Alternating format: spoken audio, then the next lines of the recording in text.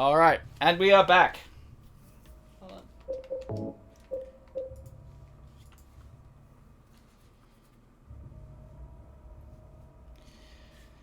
Alright.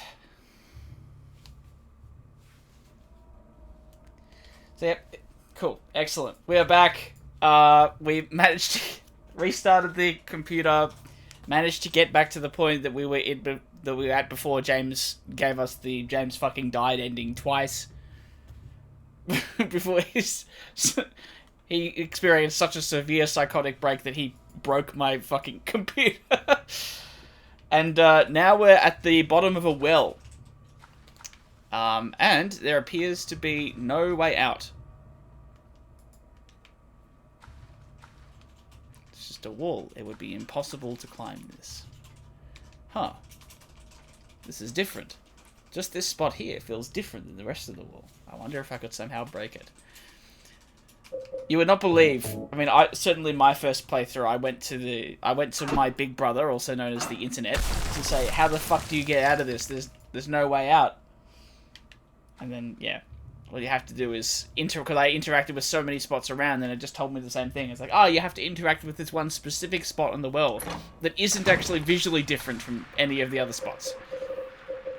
Just rub your face on everything until you find the way out, lol.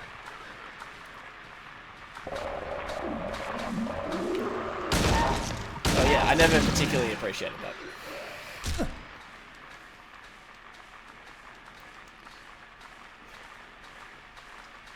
Alrighty.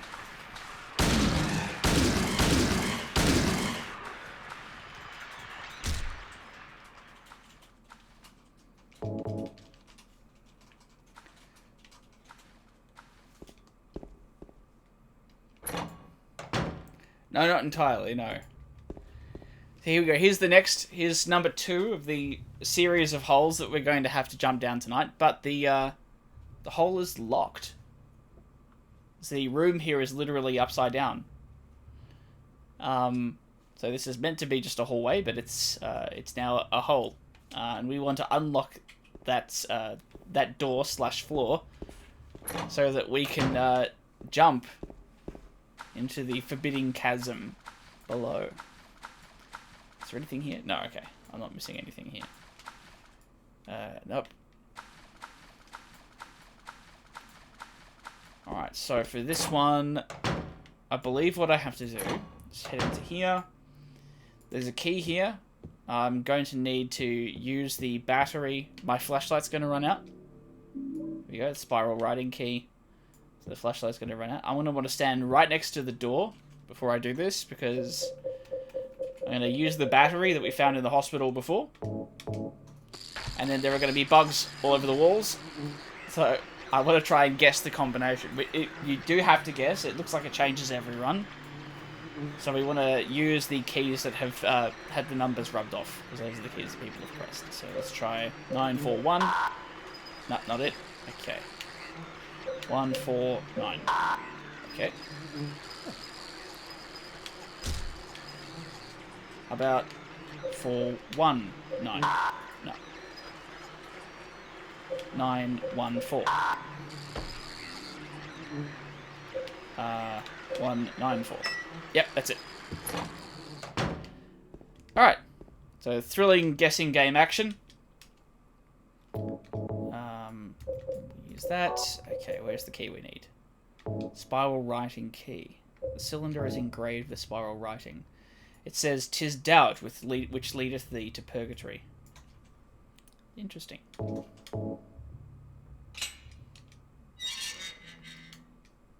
push back beyond the door.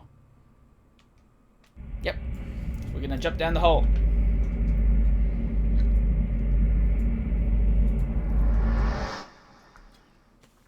Now, in the...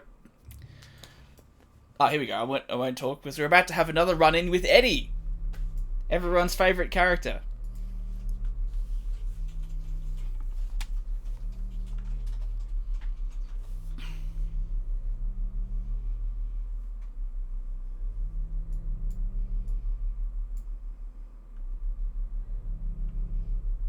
Killing a person ain't no big deal. Just put the gun to their head. Pow. You killed him? But it wasn't my fault. He made me do it. Calm down, Eddie. Tell me what happened. That guy, he had it coming. I didn't do anything. He just came after me. Besides, he was making fun of me with his eyes, like that other one. Just for that, you killed him? What do you mean, just for that? Eddie, you can't just kill someone because of the way they looked at you. Oh yeah? Why not? Till now I always let people walk all over me. Just like that stupid dog. He had it coming too. Eddie. I was just joking, James. He was dead when I got here, honest. Anyway, I gotta run. You're going out there alone? Yeah. Eddie! I love the delivery of that last, yeah. So, this is our first real insight into Eddie's major malfunction. Didn't get a huge sense that there was a lot wrong with him on our first encounter, or indeed the second encounter, apart from his particular predilection for pizza. But this is the first sense that we get that something is really not right with Eddie. So, and fittingly enough, and this is somewhat of a harsh criticism on the part of the developers, a little bit fat-phobic, we've found the item Tablet of Gluttonous Pig in the same room as Eddie. Nice. With a framed painting of the room in which we are currently in. Interesting. There we go. I'll save here just in case we have another oopsie daisies with the computer.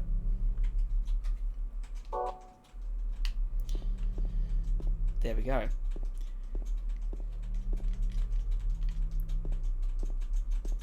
And okay, I thought that was a key. It's just the spoon, so we can't take anything there.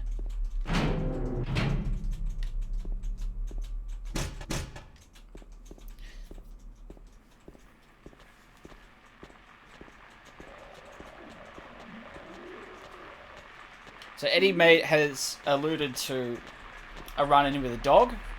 It's implied that happened before he came to Silent Hill. That he killed a dog because it got in his way, and he's been killing people, it seems, since his arrival in Silent Hill, given that the corpse that was in the room with him in the fridge is almost definitely his handiwork.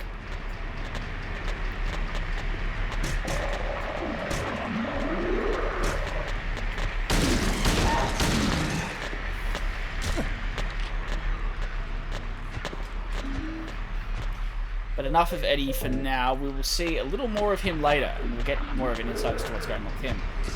One interesting thing to notice is that we're getting here the sort of fullest expression of a theme that runs throughout the game, the motif of imprisonment. So much so that one of the papers that I read as part of my research for the assignment that I'm working on referred to Silent Hill 2 as a key example of what's called carceral horror in video games. Horror of and about prisons. It's partly a reflection, in a way it's sort of expressionistic. It's part of how James feels projected onto the world, given that Silent Hill is literally reshaping the world in accordance with the churning dynamics of James's unconscious, as well as Eddie's and Angela's, which we'll get to see a little bit more of a bit later. So, wax doll. Let's see if there's any documents in here that are relevant. So, just some books in this prison cell. On Sacrifice and the Art of Demon Summoning, Tome of the Seer, The Feast of the Succubi, The Fallen Angels of Mercy and Favour. I guess I shouldn't worry about these too much.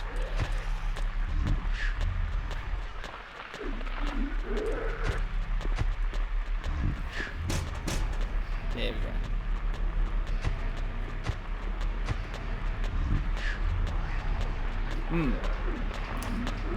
There's a monster here that's kind of hard to hear because of the lying figures in the other cell. You can hear it better a little elsewhere in the prison, so we'll go... run right into them. Go a little further on so we can hear the monster more clearly, because I've not heard any confirmation on this, but I have a bit of a theory that the monster is trying to say something, both to James and to the player, but it's difficult to hear through the kind of distorted speech. The prison is the only place where this particular monster is located. It's invisible, so you can only make it out by its sound effects, and it doesn't appear to attack the player at any point. But if we proceed a little further, we can't get much further in here. Bloodstained clothes in this room. Reverse it on the record player. Yeah, not a bad idea if we had that. If we had that to hand, we could reverse the clip.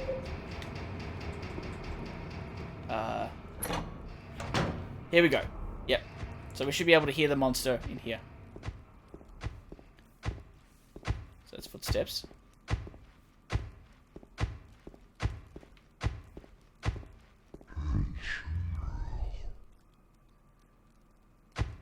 Yeah.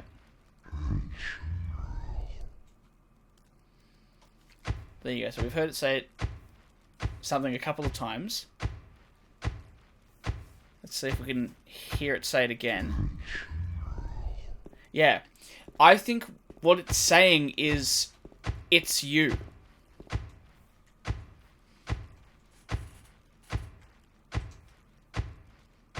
See if we can hear it one more time to confirm that. Yeah. I think it's saying, it's you. Should be a kind of, you know, it's an interesting sort of hint of the revelation to come. It's you. You're what you're looking for, James. Both with regards to the explanation of what happened to Mary, and also where she is.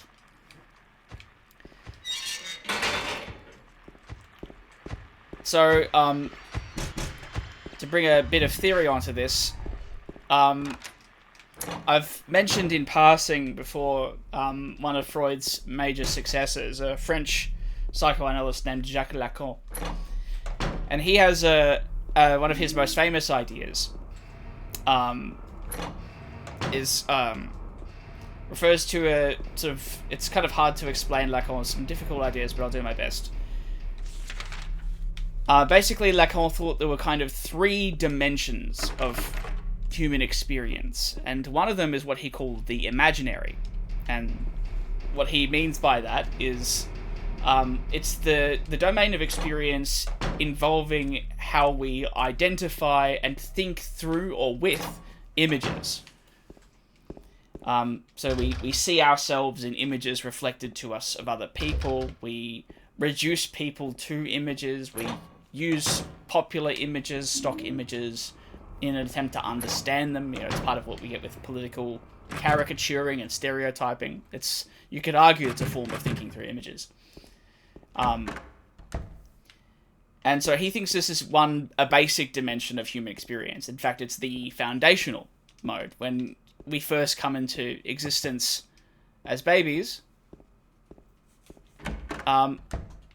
we are fully in an imaginary mode for Lacan. But crucially, he thinks that Lacan thinks that the ego is formed as it's kind of like an imaginary operation. The ego is formed by way of grasping images of another and then identifying with it.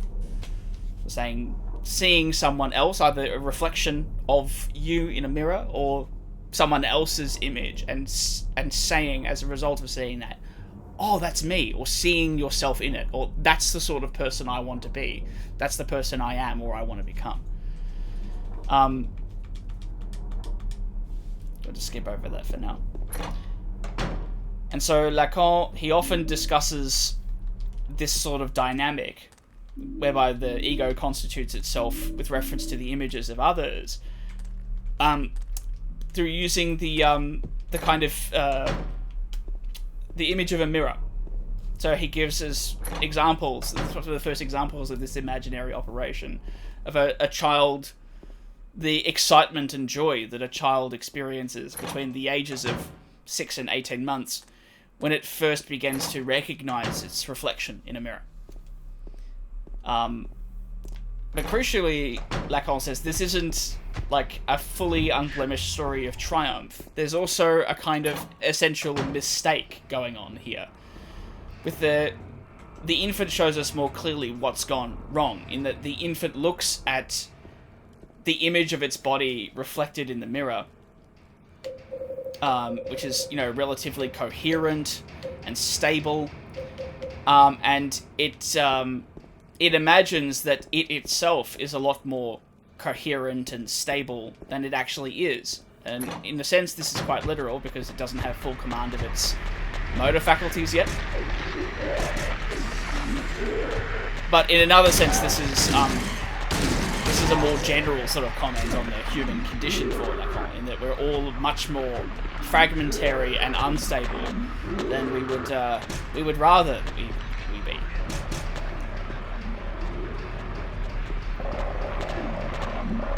And so for Lacan, imaginary identification, you know, which looking and identifying with the image in a mirror is his exemplar, is always a kind of misrecognition. When we see ourselves, we're always distorting our perception in a very unique way. And so in that way, it's kind of telling that Silent Hill 2 opens with James looking at himself in a mirror and sort of passing his hand in front of his face, as if he can't really believe what he's seeing. And that's because, in a way, he's not actually seeing what he thinks he is. He thinks, as a result of his delusions, that what he's seeing is a grieving husband who is embarking on a final desperate quest to be reunited with his wife again.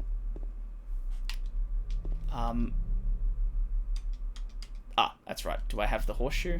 No, I don't. I need to get the horseshoe. But what he's actually seeing is that what he's not recognizing is that the image that greets him in the mirror is also the truth of where Mary is. It's the truth about himself that he's not able or willing to acknowledge just yet. Here we go. The Tablet of the Oppressor. Now, interestingly, the monster has gotten a bit louder, and also we're stuck in the cell. We can't get out. And the monster is saying, "It's you." Okay. 3 times, and then we can leave. Okay, so I think we've got the 3... No, we're missing 1 tablet. Where is the last tablet?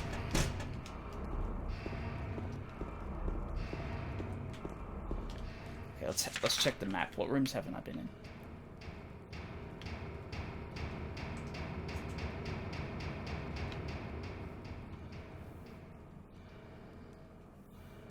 Okay.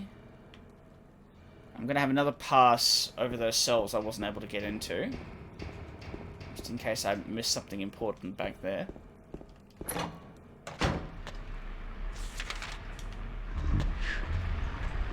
Okay, we've got the wax doll in there. Alright, we don't need to go in there.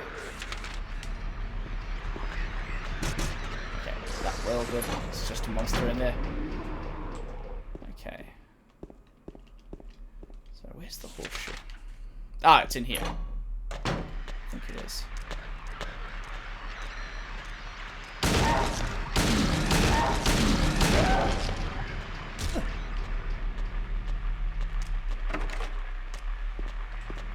Aha! Here we go.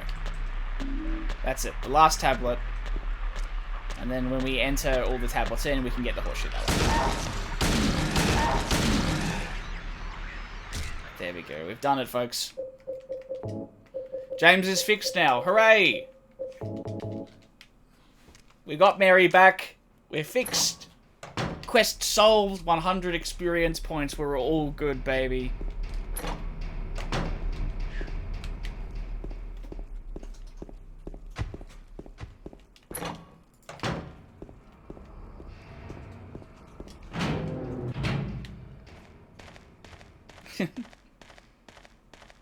You are a wiener.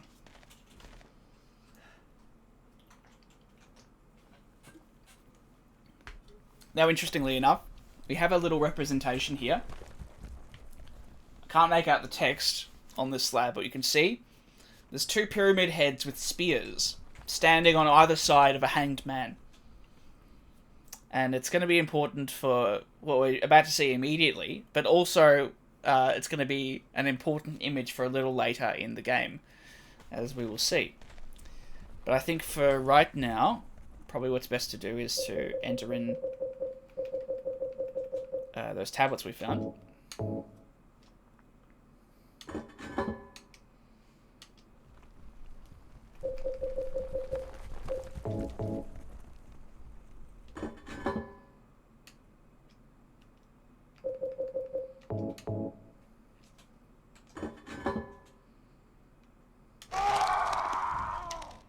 There we go.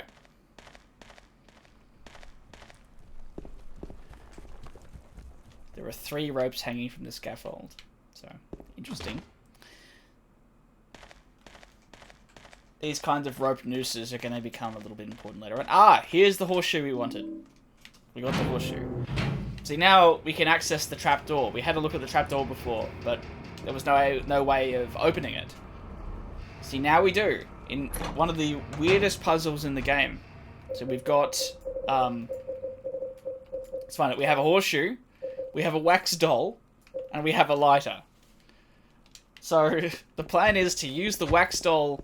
to use the lighter on the wax doll to melt it down, and then to use the inside of the horseshoe as a mold to create a horseshoe-shaped handle, and we're going to use that to open the trapdoor.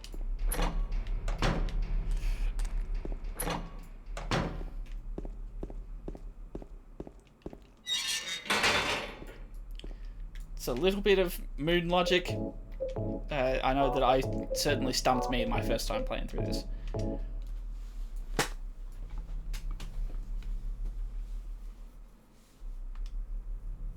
There we go. So we're going to wait for the wax to settle so that we can use the horseshoe to pull it. Alright. Now, hole number 3 that we're jumping down.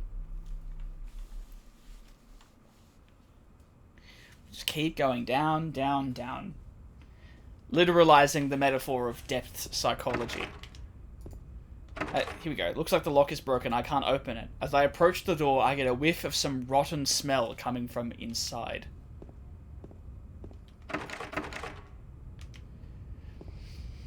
So it's important to mention we've been focusing a lot on James's journey, partially as a function of the fact that we're playing as him. But, you know, it's important to note that, as we already know, James is not the only person who has been drawn to Silent Hill right now. And just as we've seen Silent Hill produce entities and reconstitute its own environment in order to facilitate James's journey towards his traumatic truth, one must assume that it's also doing the same thing for the others. So we're heading towards Eddie. We're seeing some of the changes in the environment that Silent Hill is bringing about because of Eddie. And we see a whole host of corpses here. This looks like a kind of industrial morgue. And it's telling in this regard that every time we've seen Eddie up to now, he has been right next to a dead body. From the first time we met him. He's been right next to a fresh corpse, and he's always claimed that he's got nothing to do with it. The one exception is the time that he was eating pizza with Laura in the bowling alley. So that tells us a little something about what brought Eddie to Silent Hill, which we're going to see at the bottom of our 4th hole.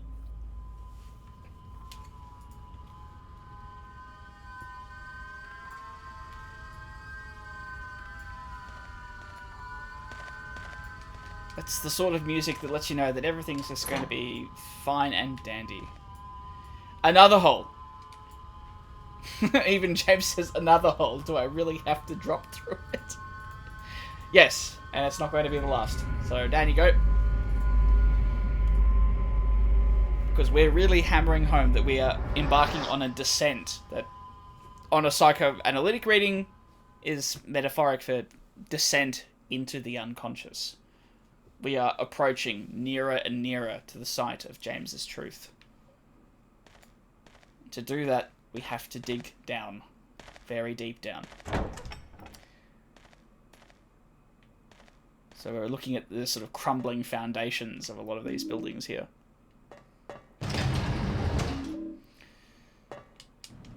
And a mining elevator, it looks like that's going down even further.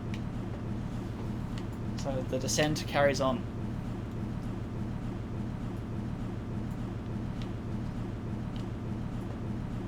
Now we've got a purely, 250 handgun bullets, a truly ridiculous amount.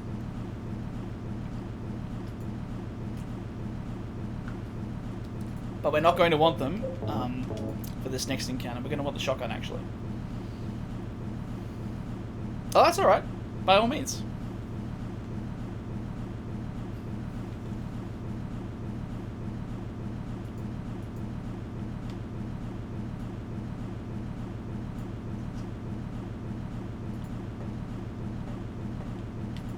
It's an elevator about as long as the ladder from Metal Gear, and there's the descent that we ran down before.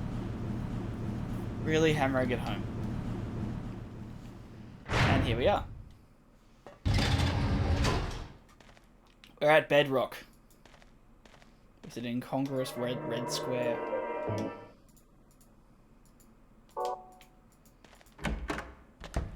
Yeah, here we go. We're not okay. Not pistol out. We're not quite at Eddie yet. We've got a little bit more to go.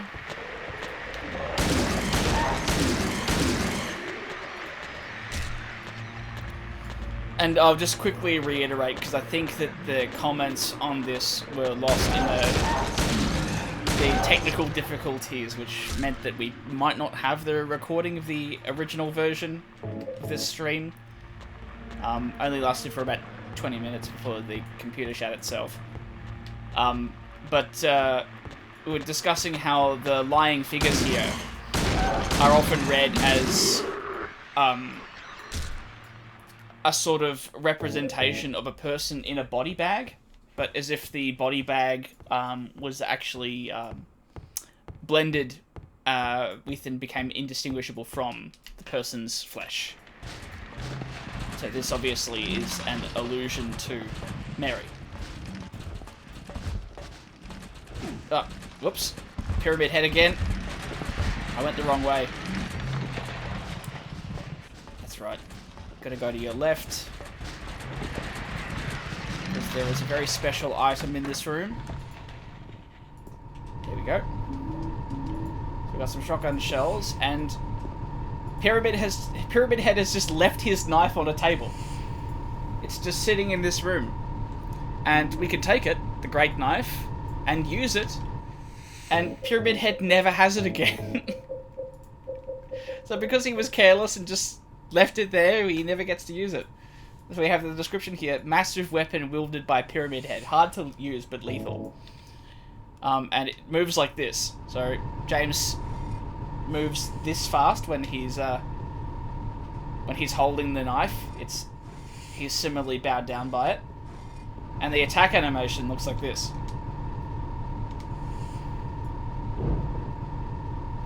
Or if you hold down the attack button, he swings it across. Like so. About the only time when using this knife, like if you... like a sort of Dark Souls heavy weapon, if you actually time it correctly, you can actually use the Great Knife in combat decently well.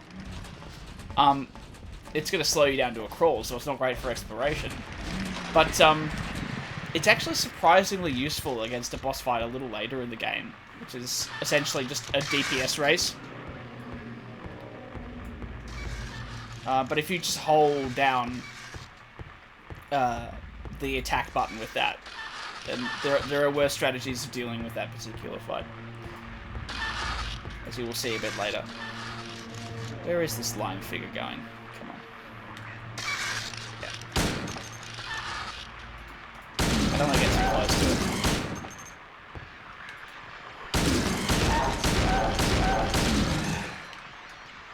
There we go. There we go. That's right, we've got plenty of bullets to go around.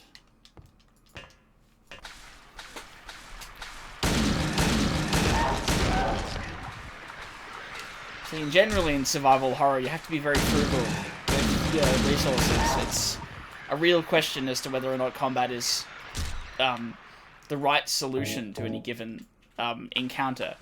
But in Silent Hill 2, it's pretty much always the viable solution, because there's just so many resources lying around. Alright, so here we have a puzzle. We have to manipulate this stone cube head in order to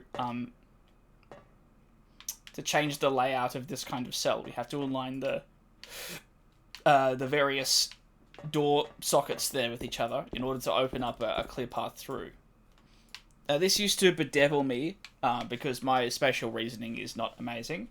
But if I remember correctly, there's a fairly easy solution. If we just go up, up, and then... No, not left. Yeah, up, up, right. I think that's done it. Yeah, there we go. Yay!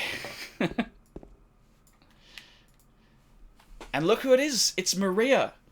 Miraculously raised from the dead after receiving the sharp end of You're alive. Pyramid Head's knife. Maria, I thought that thing killed you. Are you hurt bad? Not at all, silly. Maria? That thing, it stabbed you. There was blood everywhere. Stabbed me? What do you mean? It chased us to the elevator, and then James, what are you talking about? just before, don't you remember? James, honey, did something happen to you? After we got separated in that long hallway? Are you confusing me with someone else? You were always so forgetful. Remember that time in the hotel? Maria? You said you took everything, but you forgot that videotape we made. I wonder if it's still there. How do you know about that? Aren't you Maria? I'm not your Mary. So, you're Maria.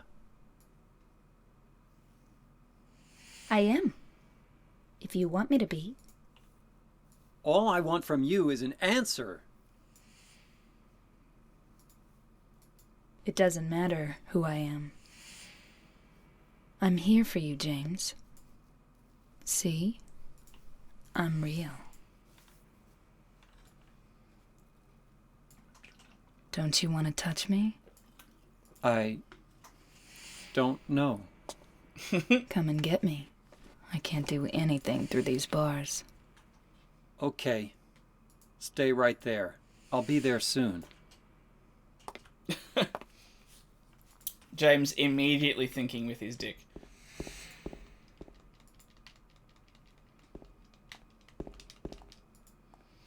So what does Maria do here? She's just going to lie on the bed?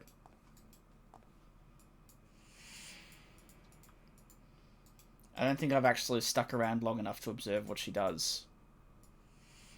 She's just going to sit there. Okay. Alright. I'll head off.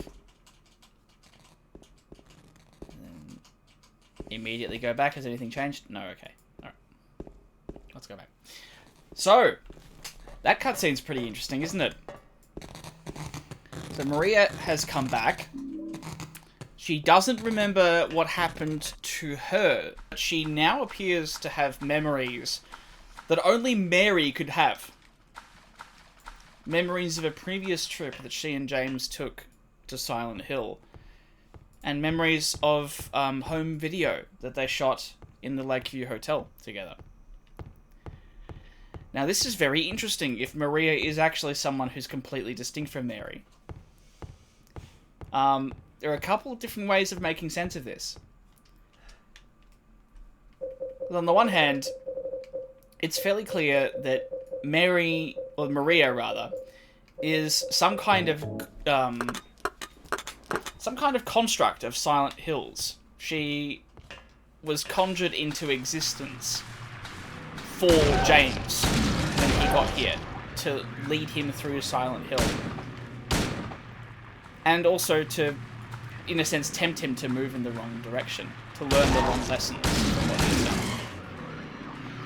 But the real question is whether she is a discrete person, Maria, who believes herself to be distinct from Mary, who actually believes what she's saying, or whether or not it's actually a little more simple than that. Whether or not that Maria is actually Silent Hill itself, speaking through an avatar. And that when it wants to try and trick James into believing that there's a version of Mary here, a double of Mary here who wants him, who's sexually available and interested in him, that it turns on the charm and pretends. But that when it doesn't, when it wants to nudge him towards the truth that it is sort of aiming to excavate, as Mary does then, it drops the smile, makes a direct allusion to something that Maria couldn't have known without access to Mary's memories, and says, "I'm not your Mary," implying also that she's not Maria either.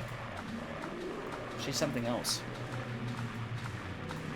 Silent Hill.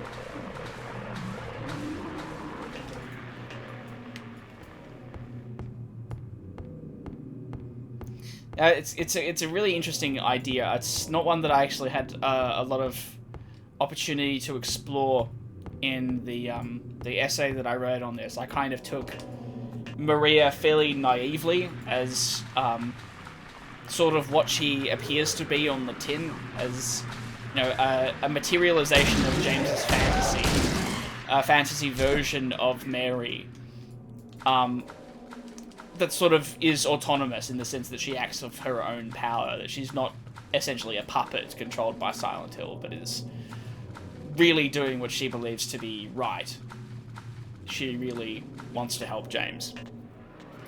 But the converse proposition that Maria herself is essentially Silent Hill's way of practicing a long con on James. In a sense, a way of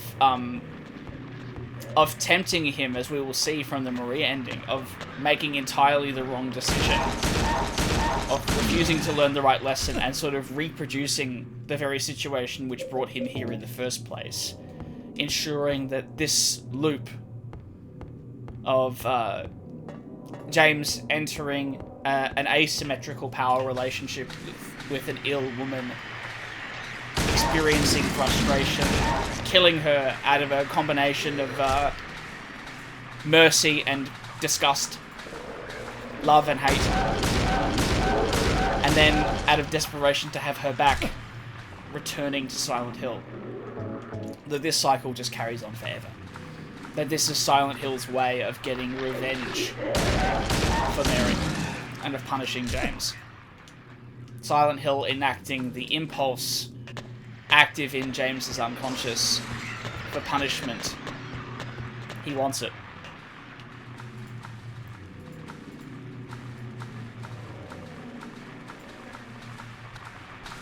I hate all the lying figures in here. Just want to find the way out. I think this is the way. No, I'm getting stuck. At least there's some handgun bullets in there.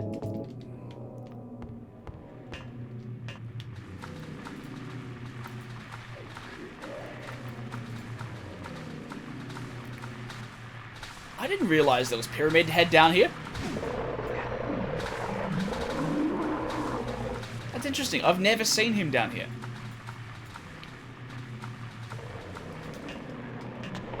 That's very interesting.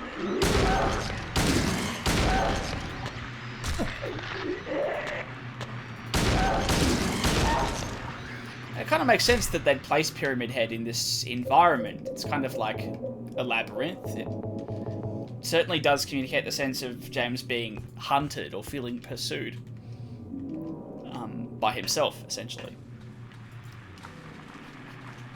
So that's interesting.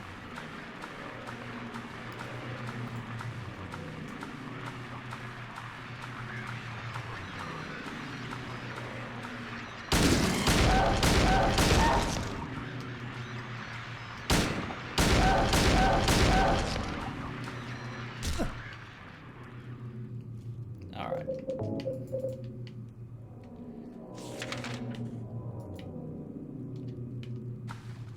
Starting to get well and truly lost. Normally I just kind of grope my way around these catacombs. It usually doesn't take me too long to find out where I need to go, but I've lost all sense of direction.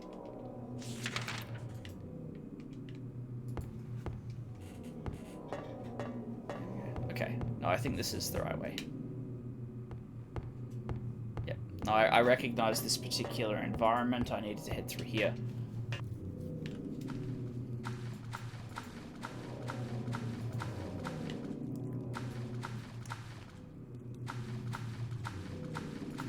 This is what happens when your sort of expressionistic techniques work too well. When they disorient the player in exactly the same way that they're meant to disorient the playing character.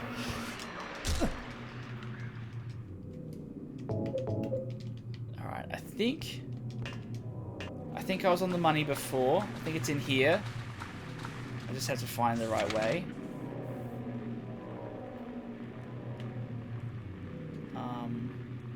Yeah, let's say it's this. Yeah, here we go. Found the right way. Okay, so this is important. We mentioned that we were going to come across Angela as well. We've hinted at why Eddie was drawn to Silent Hill, but why is Angela here? We're about to find out. So there's a newspaper on the ground, and we can see there's a lot of it is covered in blood. It's stained with something that looks like blood. It is partially illegible. So it reads, and it's covered, but it's the body.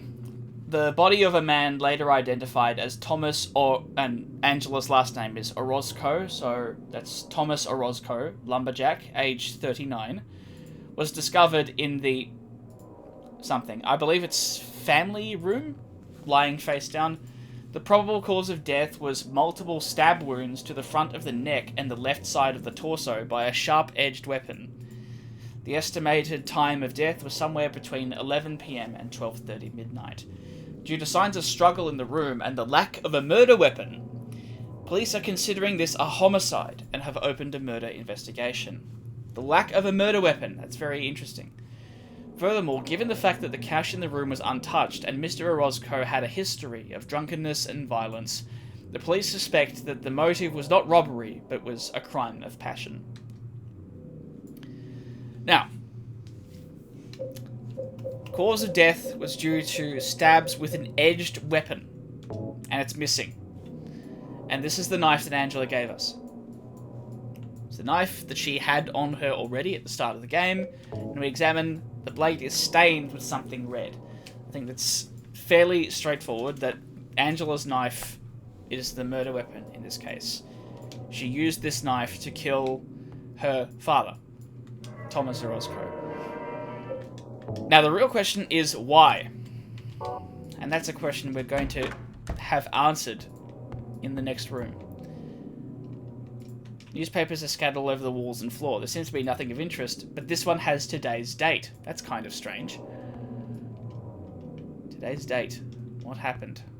What happened today? Daddy, please don't! Quick content warning for what's coming up. This is going to be pretty confronting. Content warning for references to sexual violence. So, if it's too much, tune out for the next 20 minutes.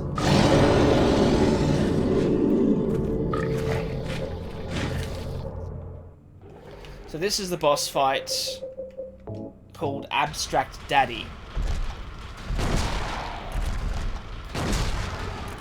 So you can see it's kind of composed of two figures welded to a bed frame.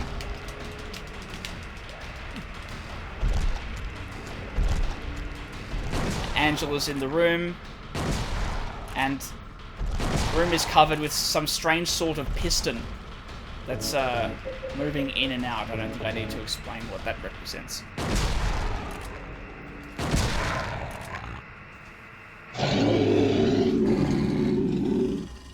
Yeah. So there you go. Taking care of the abstract daddy. Now let's see how Angela reacts. Are you okay?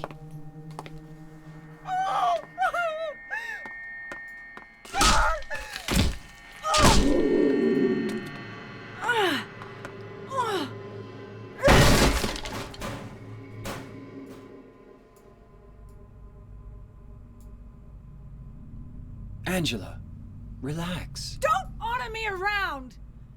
I'm not trying to order you. So what do you want then? Oh, I see. You're trying to be nice to me, right? I know what you're up to. It's always the same. You're only after one thing. No, that's not true at all. You don't have to lie. Go ahead and say it. Or you could just force me. Beat me up like you always did. You only care about yourself anyway. You disgusting pig.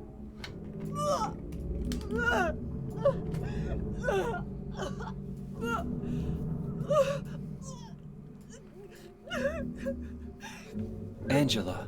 Don't touch me. You make me sick.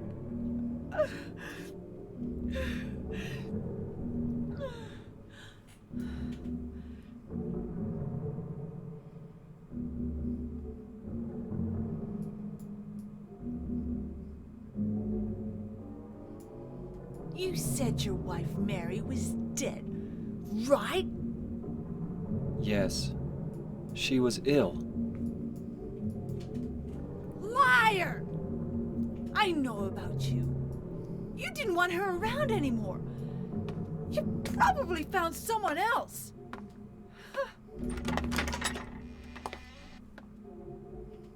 That's ridiculous. I never.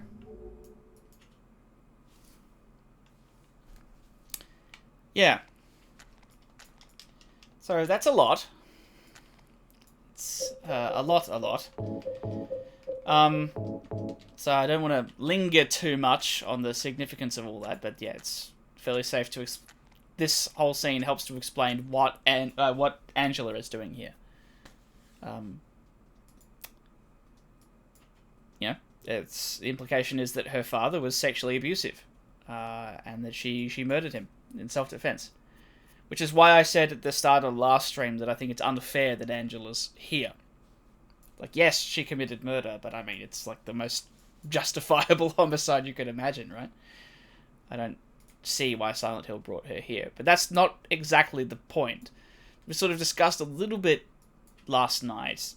I think to a certain extent, Silent Hill is not operating according to our sort of binary moral categories, and certainly not good and evil. Silent Hill is operating on the more fundamental issue of a sense of guilt.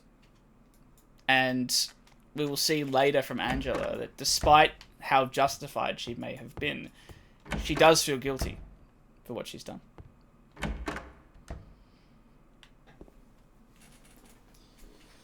And the interesting thing right there is that she saw right through James. That Angela is also surprisingly insightful in that she's clocked him straight away. James has no idea yet, but she figured it out. That's why he killed Mary. She's right. So here we have 6 hanging bodies, and on the front his face is covered with a piece of paper. There's something written on it. This man was hanged for the crime of thievery. Justice and revenge have been served. This man was hanged for the crime of murder. Justice and revenge have been served. We are looking for the arsonist. That's important. This man was hanged for the crime of swindling. Justice and revenge have been served. This man was hanged for the crime of arson. Here we go. Justice and revenge have been served. The puzzle relating to this room involves figuring out where the arsonist is in relation to everyone else in the room. So we know the arsonist is in the bottom row, closest to the camera on the right. Alright, so let's go to the other room.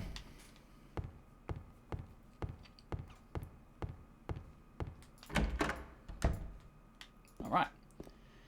And we have this poem here to help us solve it, but it's always the same on normal difficulty.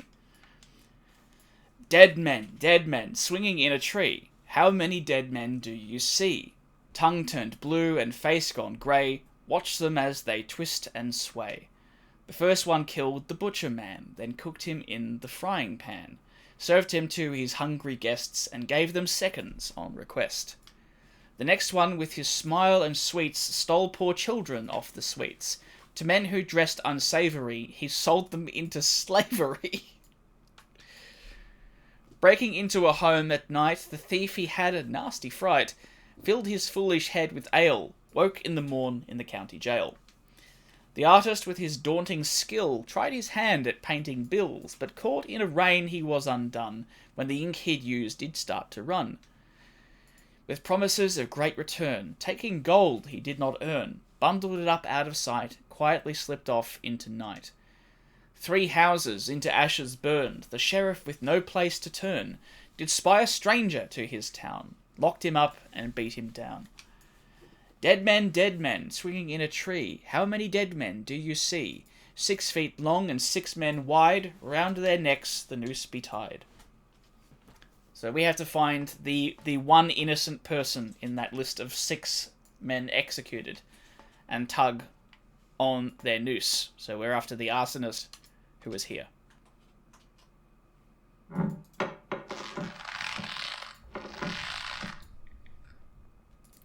It's very interesting as part of this gesture, James has to pull the noose down to himself as if he's preparing to step in it. It's a kind of a way in which his body is sort of betraying an awareness that he cannot own just yet. That's also a moment, incidentally, that was lingered on in one of the first major trailers for the Silent Hill 2 remake. So I wonder how they're going to refashion that moment for the new game. And so now, instead of the arsonist's body, we have Key of the Persecuted. And yeah, that's the paper. I always think that's a note, every time. I always think that's a note, but it's just the cloth mask. Alright, so we've got the key. Now let's head back in the other direction. Let's quickly examine the key. Does it have anything? No. Okay. It doesn't have anything to say for it.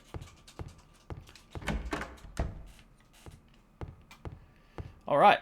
So we use the key of the persecutor on the handcuffs.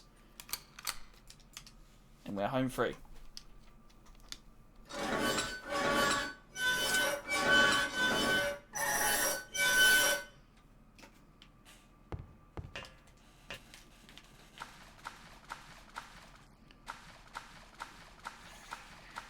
And bear in mind, James is in such a hurry because Maria has promised him sex. And so now in a door that I've only just noticed is marked room 208. I wonder if wonder what the significance of that is. Let's see what Maria has in store for him.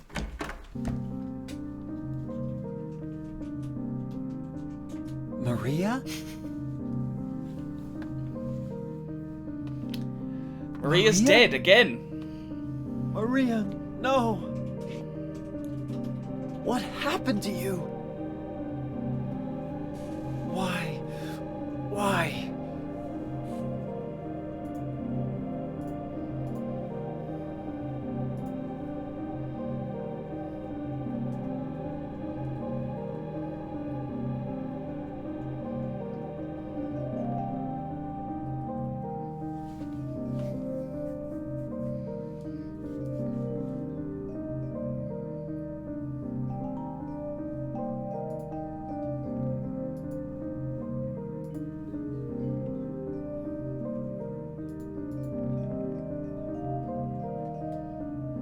Mary.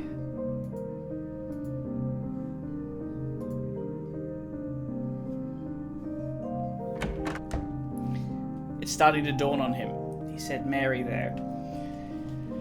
Now, because of graphics being what they were in 2001, it's not crystal clear what's happened to Maria, particularly given that this second death takes place off screen. So it's unclear whether or not Maria was killed in the bed, whether she killed herself, or whether that blood was, for example, coughed up, and whether Maria rapidly succumbed to a version of Mary's illness. Because the marks on her face there look more like boils or pustules, and they kind of resemble what the face of Mary's model that we see towards the end of the game looks like. When we have a reconstruction of Mary in her sickbed. So that's a very real question. Whatever it is, it's like I was alluding to in the last stream. It's a kind of are they Maria or are they Mary? Very good question. It's a kind of uncanny repetition, right? You know, Maria is a sort of bizarre doppelganger of Mary, and she just can't, for love or money, she can't manage to stay alive. She keeps on dying, as if trying to ram into James's head that the woman that he's looking for isn't here. She's dead. And she's dead because he killed her. Now we have 3 fresh open graves here. There's a name inscribed on this tombstone. Walter Sullivan, who was the serial killer that we read about in Woodside Apartments. The name on the tombstone is too scratched up to read. There's a man on the tombstone, Miriam K., traitor. More biblical references, oh? Like what?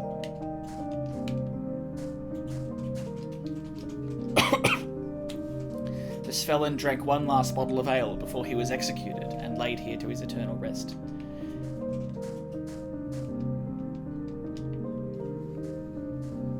Yeah, that's it. Yeah, Mary, Mother of God. Pure memory. And Maria, you know, the woman, the sex worker with whom Jesus paraded around while he was alive. A woman of the flesh. Now see, this first open grave, it's Eddie's. Eddie Dombrowski. Angela Orozco. And last, but not least, James Sunderland. He's got a grave here waiting for him. Silent Hill knows exactly where this is all going to lead. So let's save right here in the graveyard. Get in. Well, we're going to have to. The only way forward is for James. This is the last of the holes, if I remember correctly, that we've jumped through. We've jumped through at least 4 or 5 holes to get to this point. The final one is in James's open grave, so let's go.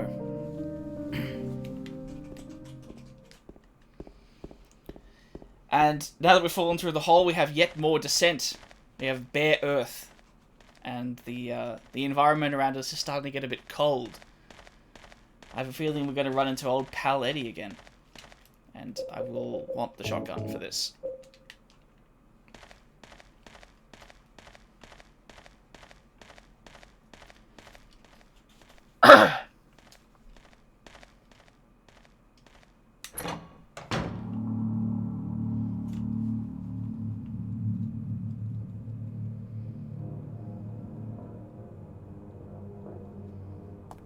Eddie, what are you doing? What does it look like?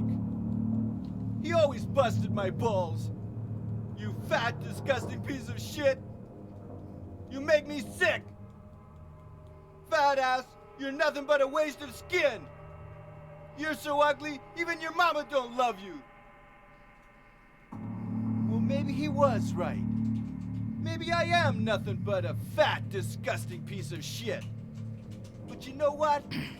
It doesn't matter if you're smart, dumb, ugly, pretty. It's all the same once you're dead. And the corpse can't laugh. From now on, if anyone makes fun of me, I'll kill him. Just like that.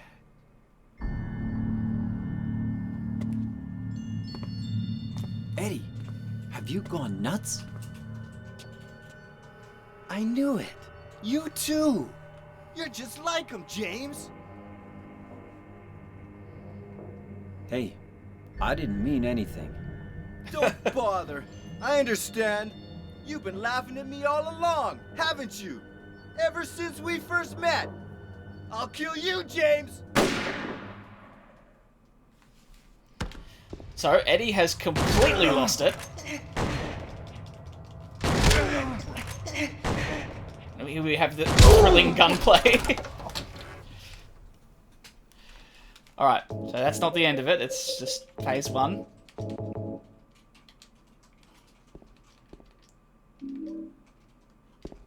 Yep, it's top tier. Next generation. So all the people who are really complaining about the combat in Silent Hill 2 Remake would do well to replay the original. Be like, that's what it used to look like.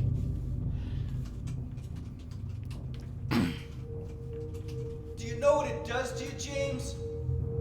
When you're hated, picked on, spit on, just because of the way you look, after you've been laughed at your whole friggin' life. That's why I ran away after I killed the dog. Ran away like a scared little girl. Yeah, I killed that dog. It was fun. It tried to chew its own guts up. Finally died all curled up in a ball. Then he came after me. I shot him too, right in the leg. He cried more than the dog.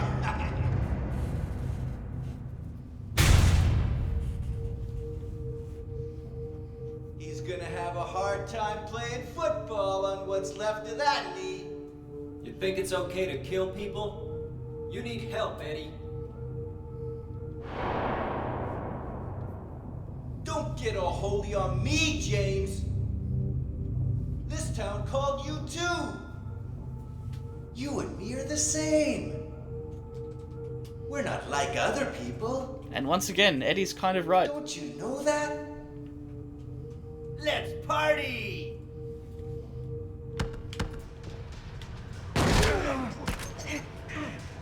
Alright, now I just want to check something very quickly. This is a bit incongruous for the fight. I want to examine the letter from Mary right now.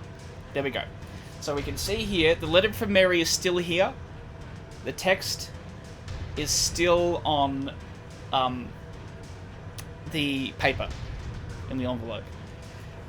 We'll see how that changes after this boss fight with Eddie.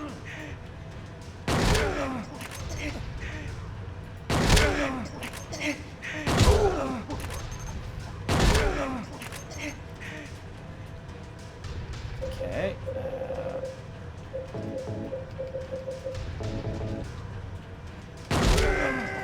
There we go.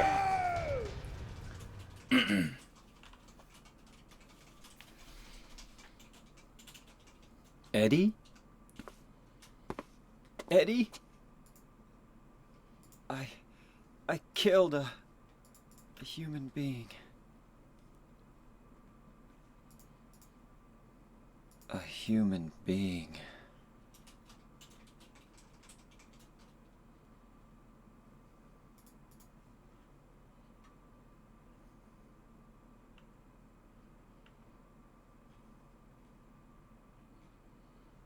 Mary.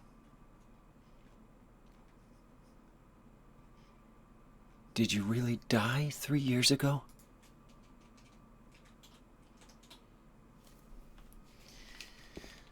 So things are starting to unravel. This represents the first bit of major progress that James has made towards the truth.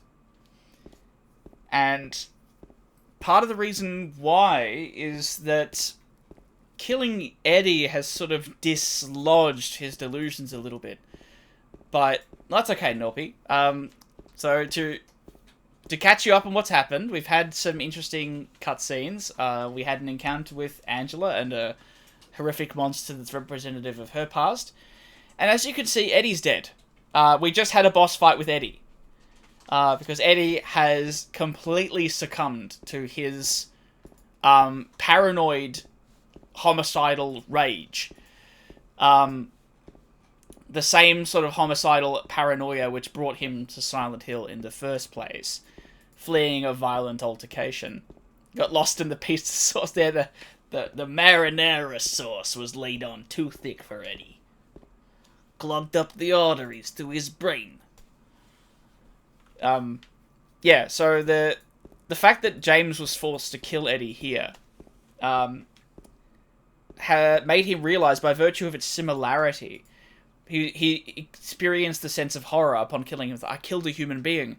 And then he says, a human being, with a kind of muted affect. Because he's realizing that this feeling is familiar. This feeling of horror at taking a human life. He's felt it before. He can't yet acknowledge why. The delusion is still secure to a certain degree, but its foundations have been shaken.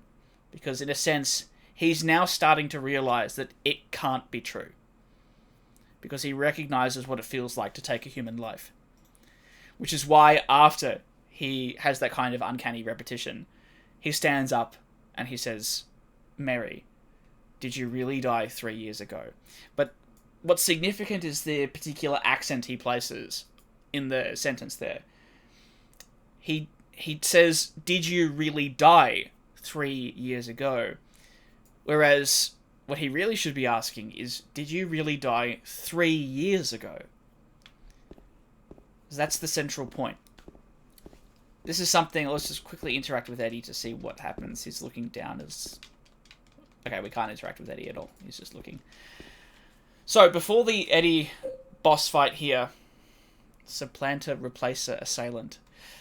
Not sure.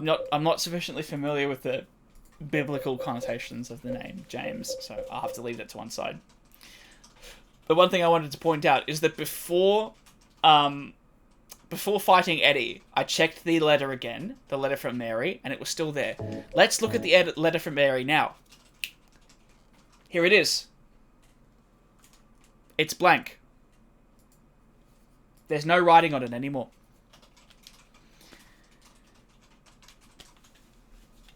She wrote in invisible ink.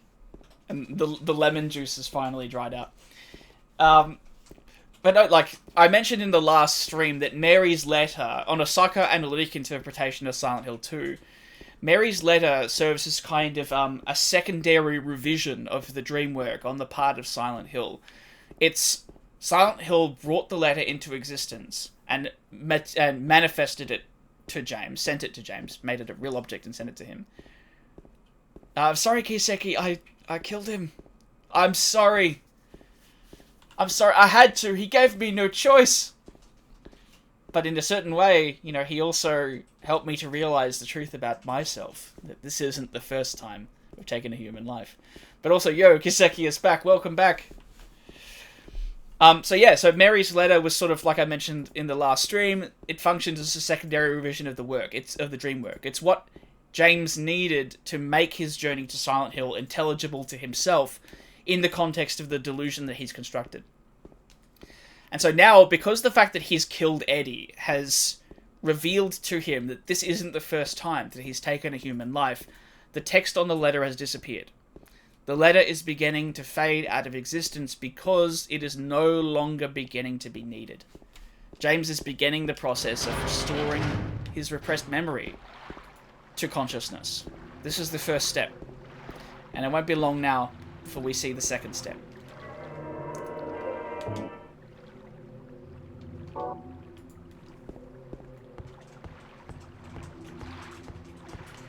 Do I have the right... Oh, I've got a shotgun equipped. Yeah.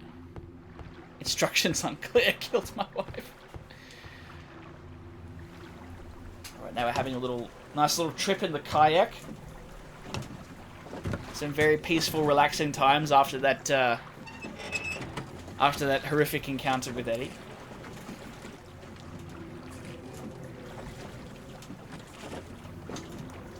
Oh man, not again. What do you mean, not again? Oh, I killed my wife again. Right. You're responding to what Terpy said.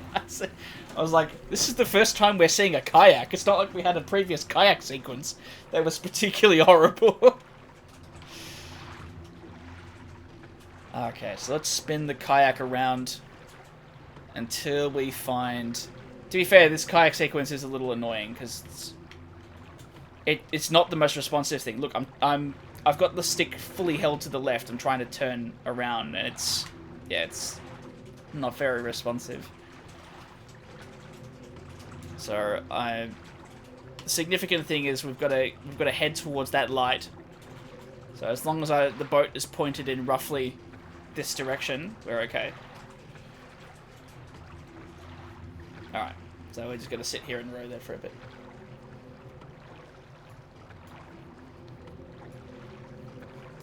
It reminds me of an early build of Project Zomboid, where the tutorial was literally, your wife is sick and zombies are everywhere.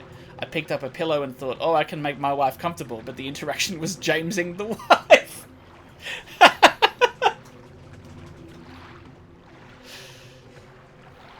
Wow. I mean, if you're gonna have a nod to Silent Hill 2 in your game, that's a pretty good one.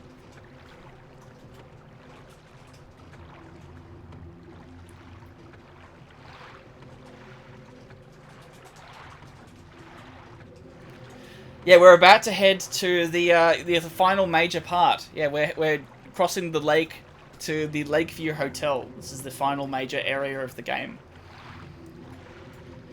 And so if I've played my cards right, we'll get the Maria ending. If not, I'm going to have to come back over the weekend and try even harder to get it somehow.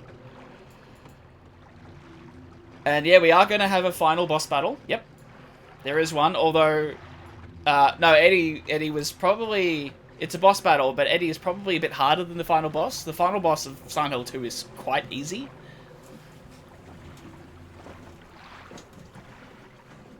You should get the true ending. Alright, which one are you referring to, Kiseki? Are you referring to... what, In Water? Or Rebirth? Or Dog?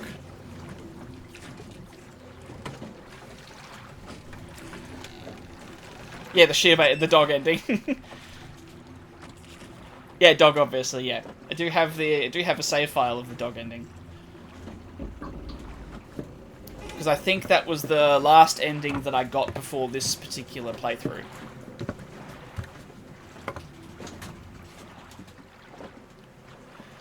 Yeah, like, you know, because we're pretty close to the end. I think we'll definitely finish this game tonight. Is it possible to overdose on Silent Hill 2? I don't... Oh, mod. Right. Is it possible to OD Silent Hill 2? Yes. I do believe it is possible. The version that I'm playing right now is technically a heavily modded version of Silent Hill 2. Insofar as it's a team of modders fixing the busted original PC port. So we get a Little Mermaid music box. Nothing much in the courtyard here apart from that, so we'll just head straight inside.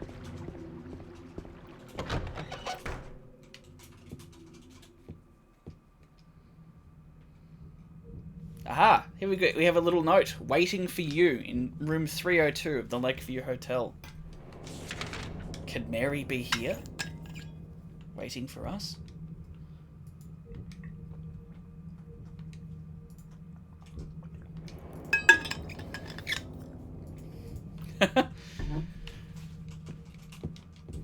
Get a mod that changes Pyramid Head to the cat from Stray.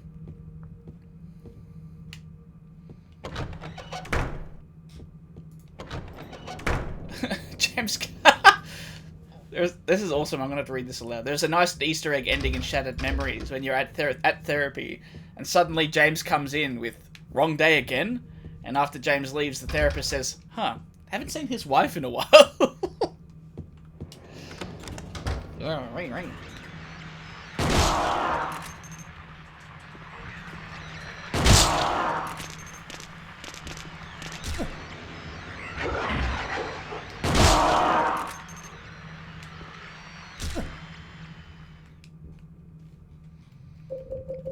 That is incredible. I do need to play Shattered Memories at some point. Here we go. Got 3 cases of handgun bullets and a case of rifle ammo in the linen closet. There's a Borat mod for Silent Hill 2. What do you mean? Oh, it changes James into Borat. I'm looking for my wife. Have you seen my wife? It's been 3 years. I am missing her, and also the sexings.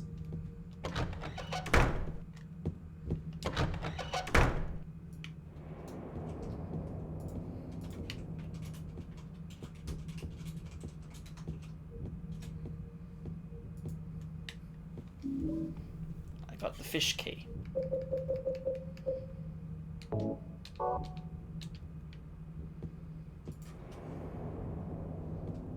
I don't know, I've never seen Borat.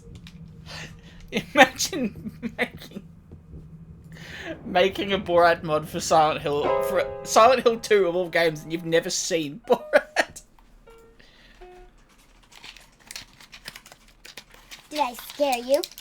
Yeah, you did.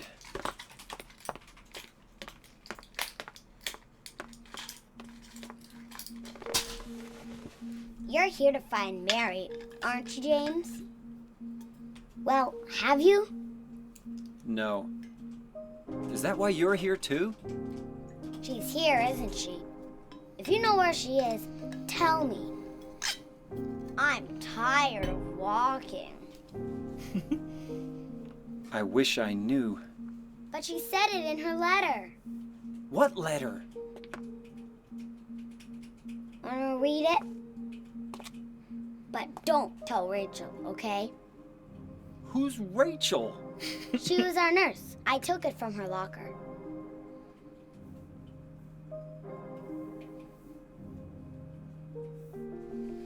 Okay.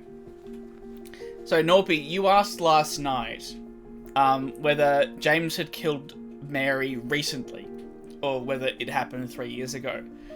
As far as I can tell, this letter provides us the most solid evidence that he did kill her recently, so I'll read it out to you guys. My dearest Laura, I'm leaving this letter with Rachel to give to you after I'm gone. I'm far away now, in a quiet, beautiful place. Please forgive me for not saying goodbye before I left. Be well, Laura. Don't be too hard on the sisters. And Laura, about James. I know you hate him because you think he isn't nice to me, but please, give him a chance. It's true he may be a little surly sometimes, and he doesn't laugh much. But underneath, he's really a sweet person. Laura, I love you like my very own daughter. If things had worked out differently, I was hoping to adopt you. Happy 8th birthday, Laura. Your friend forever, Mary. Laura, how old are you? I turned 8 last week. So, Mary couldn't have died 3 years ago. It means that she died this week. Could she really be here? Is this the quiet, beautiful place she was talking about? Me and Mary talked a lot about Silent Hill. She even showed me all her pictures. She really wanted to come back. That's why I'm here. Maybe you'll get it if you see the other letter. The one Mary... Huh? I must have dropped it. Laura! I gotta find it. Laura! Yeah.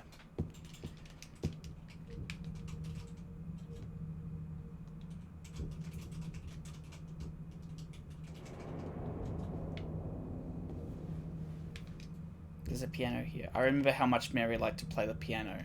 She wasn't very good, but I still love to hear her play. That was so long ago, before we were even married. Why am I thinking of that now? Why indeed, James? And yeah, the cat's still there. You can kind of see the cat there. A drawing done by Laura. A cat? He can't quite tell if that's a cat or not.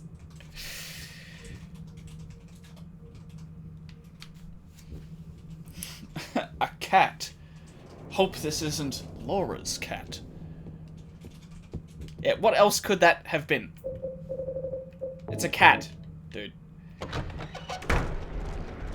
And here we, for some reason, we have abstract daddies in the hotel.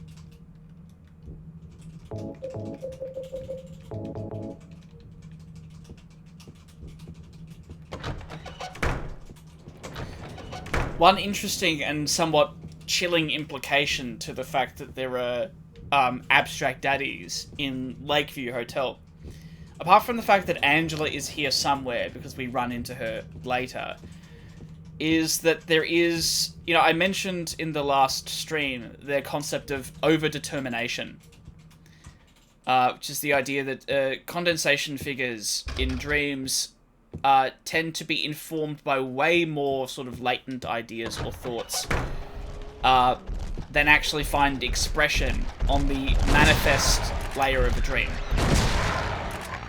There's always more going on than meets the eye, essentially. And so, it's been clear, both Eddie and Angela have made it clear that they see Silent Hill a little bit differently to James. And Laura, in fact, doesn't see any monsters at all. James wonders why she doesn't have a scratch on her, and she says, why should she? Because for Laura, there are no monsters here. And so, the fact that James is seeing the abstract daddy like that, it's a form that kind of represents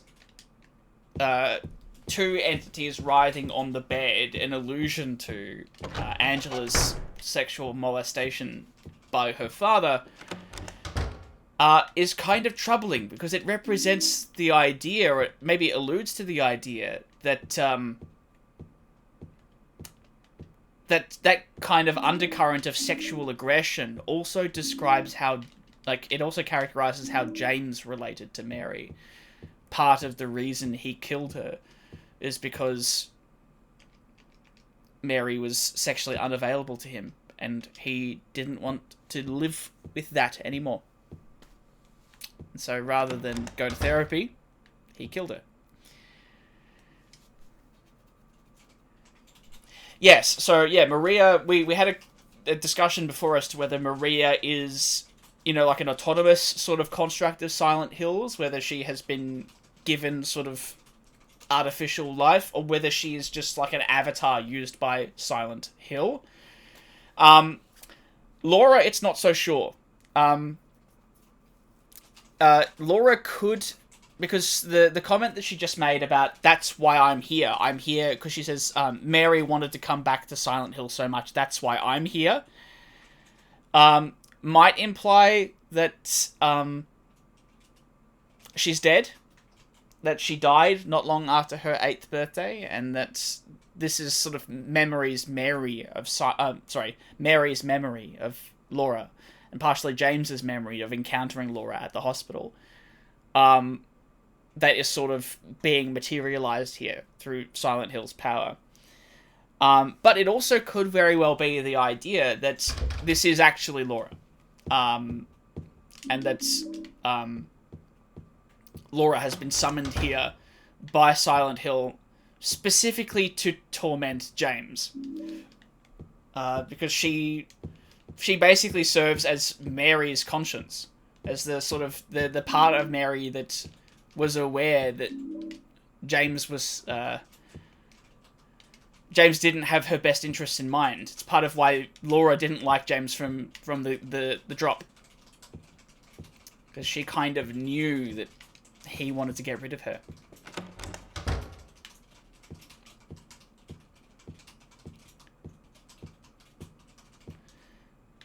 But,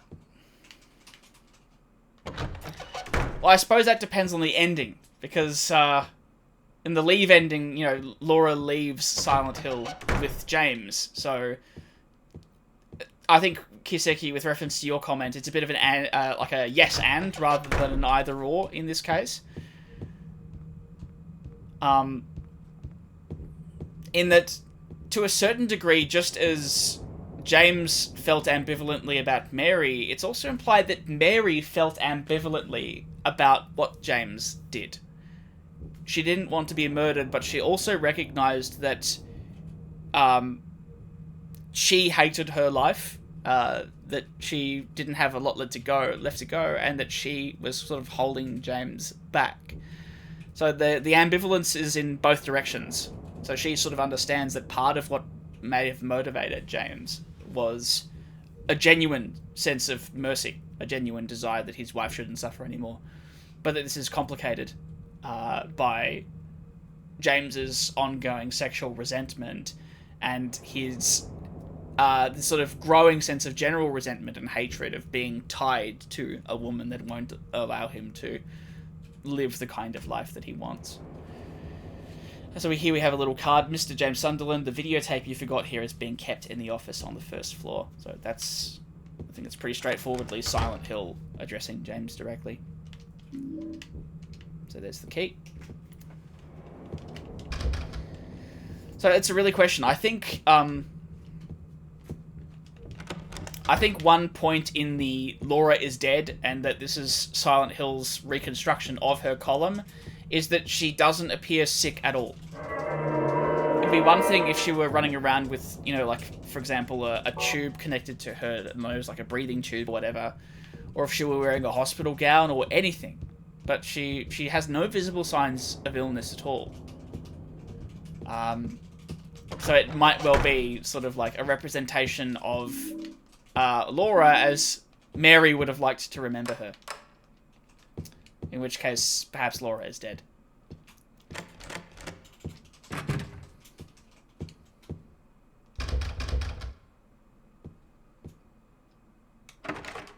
Yes, I do think that The Shining, and the developers did actually cite The Shining as an influence on this game. So as far as Western art that influenced this game goes, they cited David Lynch above all. They cited his work, so Twin Peaks and Lost Highway and Mulholland Drive in particular. But also what else did they cite? Yeah, The Shining.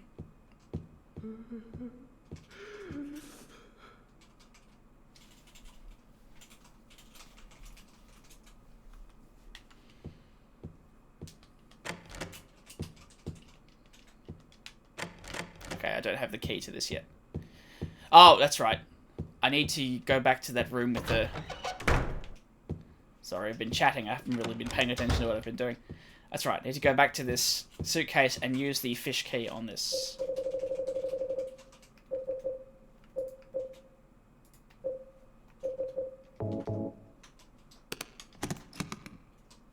Yeah, there's also a couple of allusions to general writers as well. Like there's Kuntz Street, which is an allusion to a horror author by the name of Kuntz. In Silent Hill 3, there's a reference to, I believe, the Italian horror filmmaker Dario Argento. So yeah, there's a lot of cool things. Is there a Mulholland Drive? I mean, you would think so, given that the character of Maria, is a pretty strong reference to Mulholland Drive, in the sense of like an uncanny double. It's both Mulholland Drive and to Hitchcock, right? The source upon which Mulholland Drive was drawing, in Vertigo, in particular, a film that's constituted around, like, uncanny doubles. Yeah, Mulholland Drive is a great film. Photos are scattered all over the bed. What's this? Ah, it's a photo of the combination, but it's been greyed out. If only we had an item that could clean off permanent marker. We'll just have to keep our eye out.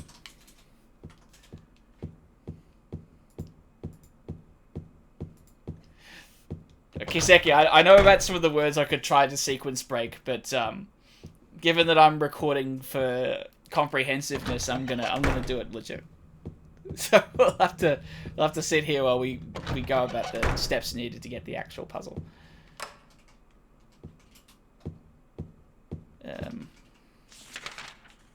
That's right. Yeah. So we got the employee elevator key. That's right. So we'll grab some health drinks here.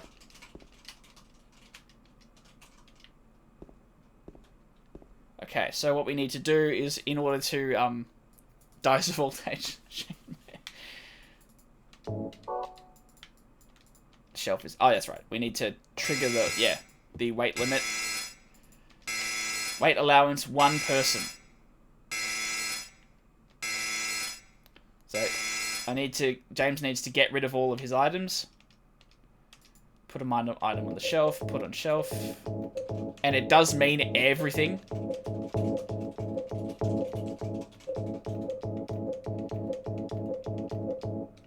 Even the flashlight and the radio. And the photo of Mary. Every single thing you have to chuck here.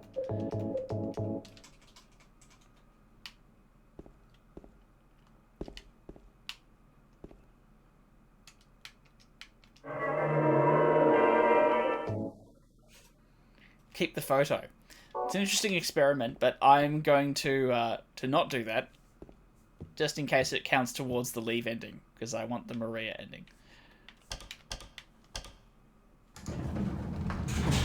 Given that we are under strict observance, we can't look at that photo. The photo triggers the alarm because it has the weight of Mary's soul. That's interesting. That's an interesting and cute idea.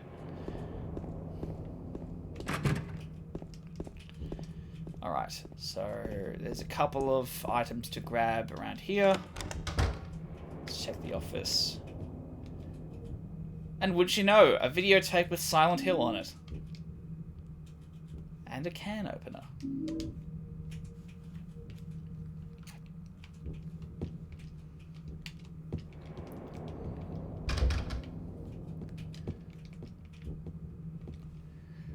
Now, it's kind of... we'll talk about this a little more when we get closer to watching the videotape, but there's a very interesting sort of discussion to be had around the relationship between analog media and the paranormal in particular. There's a book-length treatment of this. I've not read it myself, but I've read secondary sources that refer to its arguments, called Haunted Media by Jeffrey Sconce.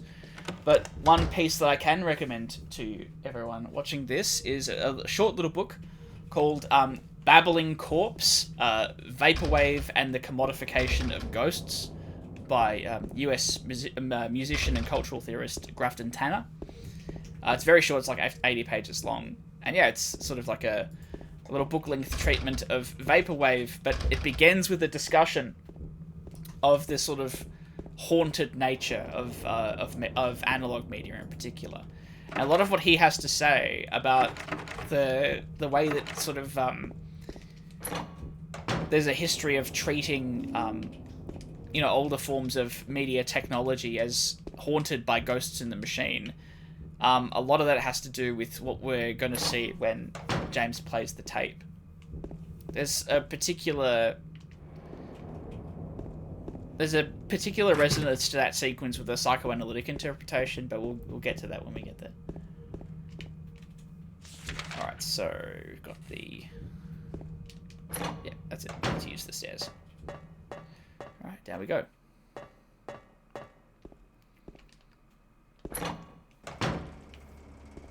Ah! Mannequin, get out of the way!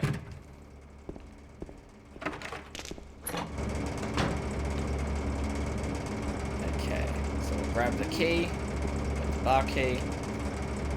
Very helpful first aid kit, thank you.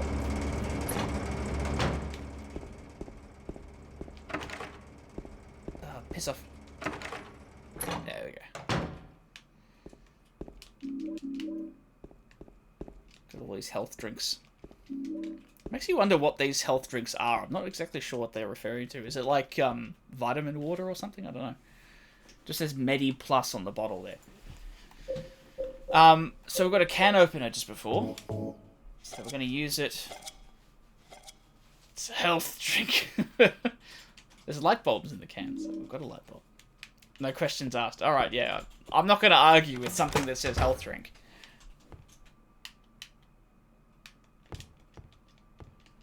Alright.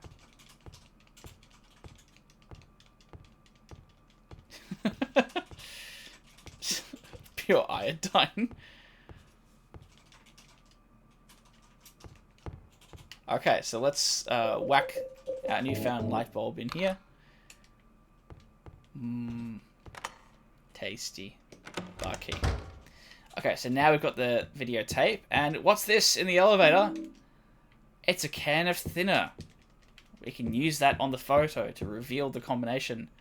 And now if we just walk... Ah, never mind. Okay. We've aggroed the mannequins. Let's head up. Okay, so now we want to run past all of the enemies that appear, because we want to get back to where we were and grab our items. I'm on the wrong side of the hallway. You would think, yeah, we'd just make the photo completely illegible, but thankfully for our purposes, it just gets rid of the obscuring stuff.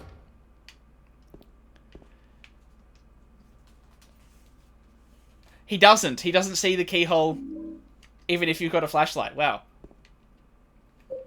Just goes to show that developers back in the day really did not take speedrunning into account in the way that they do these days.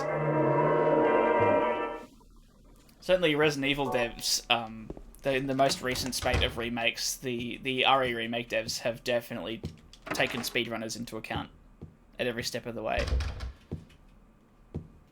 That's one thing that I was impressed of, like, playing the RE4 remake again recently, was just how many, like, skips and exploits they kind of deliberately added in for speedrunners to take advantage of.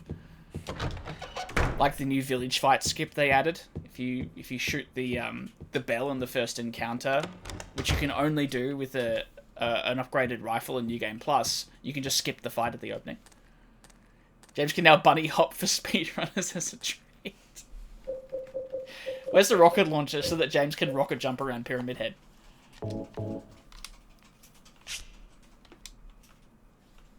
Dust. See, town wouldn't have got us there, Kiseki. It was dust this time.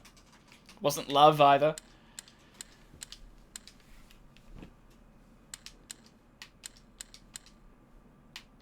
Well, it looks like James has been no-clipping through his unconscious mind. So... He no-clipped through his own grave before, remember?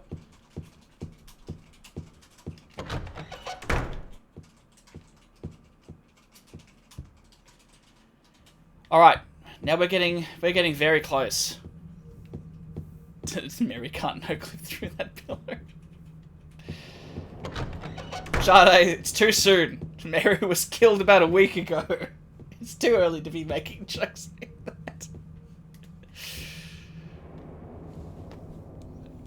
James, yeah, gotta mod the game so that James can Fortnite dance.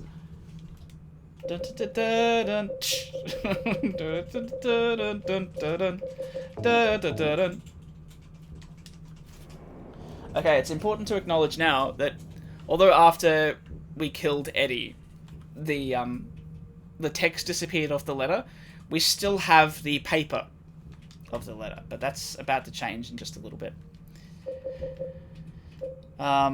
So what do we have?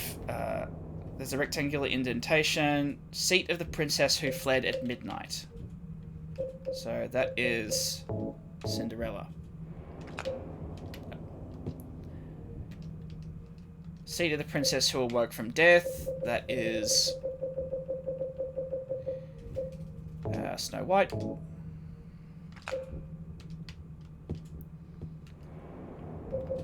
And Little Mermaid over here. So now we should play and it should work. Yep.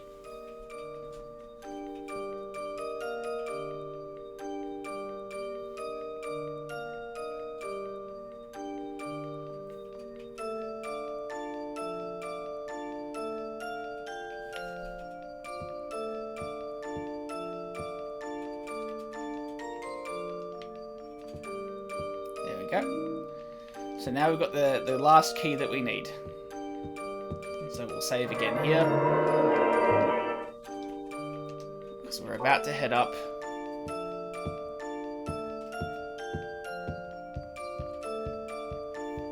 To see Mary.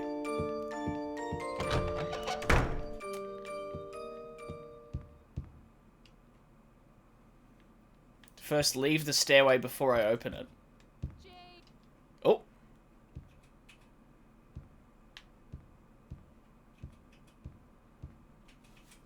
Okay, I think I did hear someone calling out, sound like Mary calling out to James the first time, but I left too quickly, so I skipped over it. But thank you for pointing that out. Didn't notice that before, that Mary calls out if you leave. But that's cool. We got it on the recording, so thank you for pointing that out. Alright. Room 312, where the magic happens. Pretty basic room. Looks very nice. But we're all here for one thing. Let's watch the tape.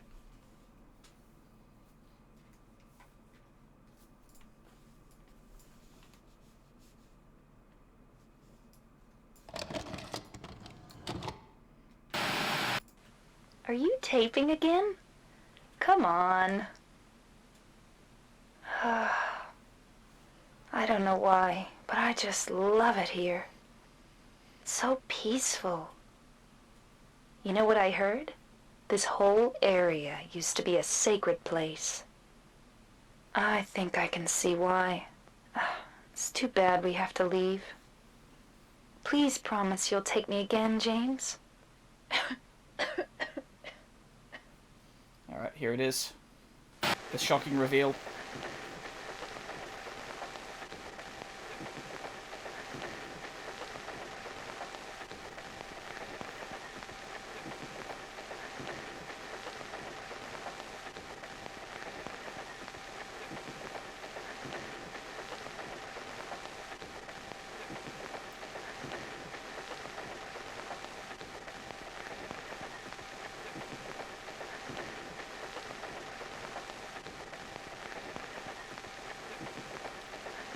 Yeah.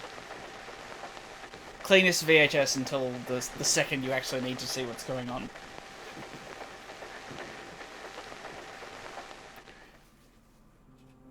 So there we go. Moment of truth.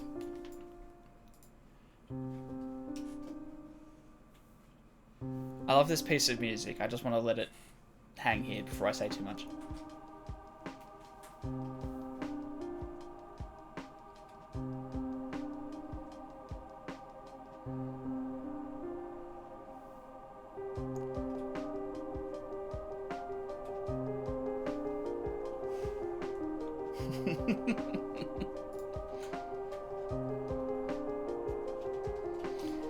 It is worth noting, though, that James is sitting in a chair. He's slumped over in front of a TV with snow on it.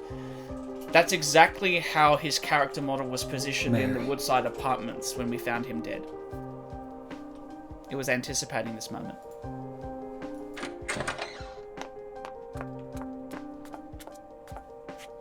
So there you are, James. Did you get the letter? Did you find Mary? If not, let's get going already, okay? Laura.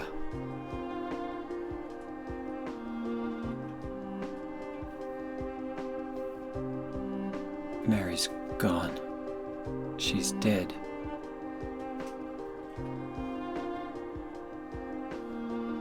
Liar, that's a lie! No, that's not true. She died because she was sick?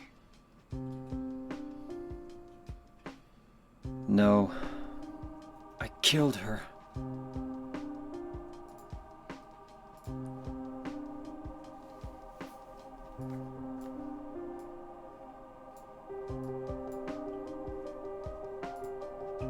You killer! Why'd you do it? I hate you! I want her back! Give her back to me! I knew it! You didn't care about her!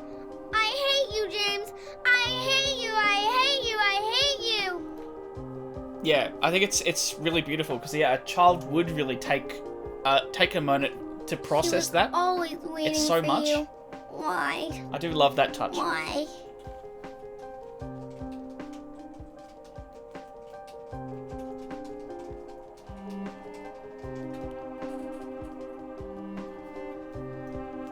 I'm sorry.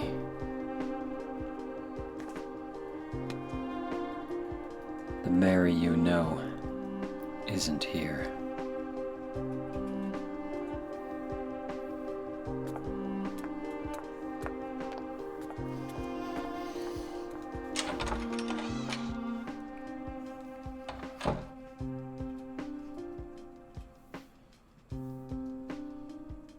Laura, I'm sorry.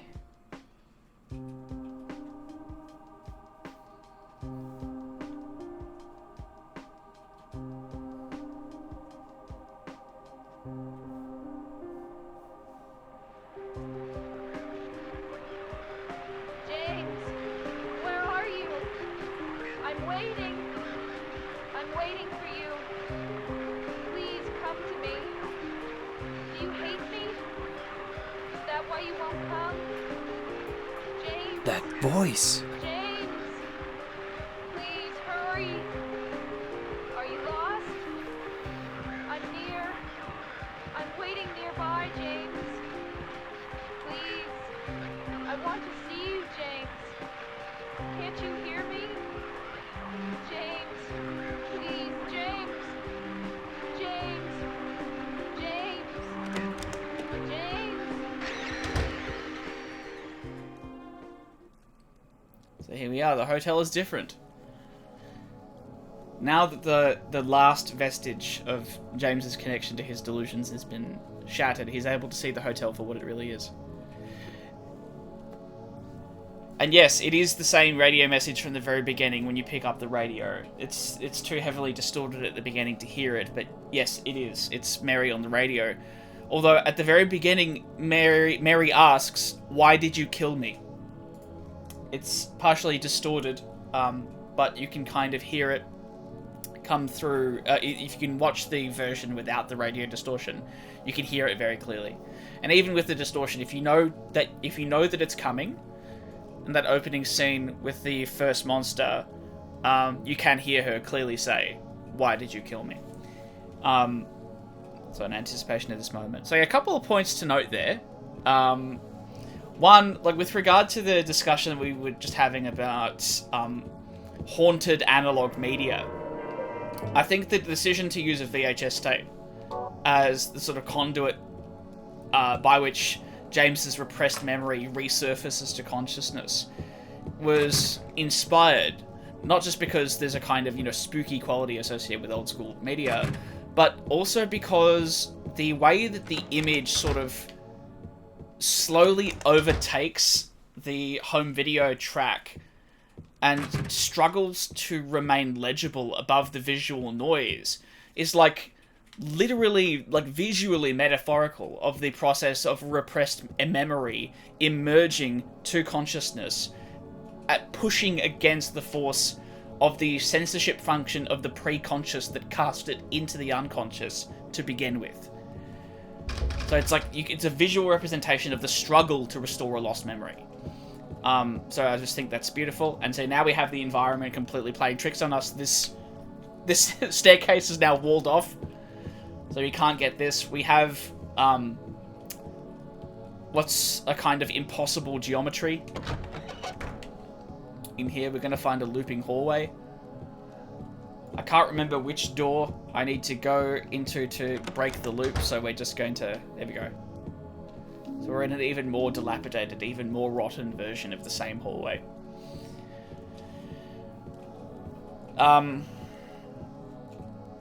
Another thing to point out is that...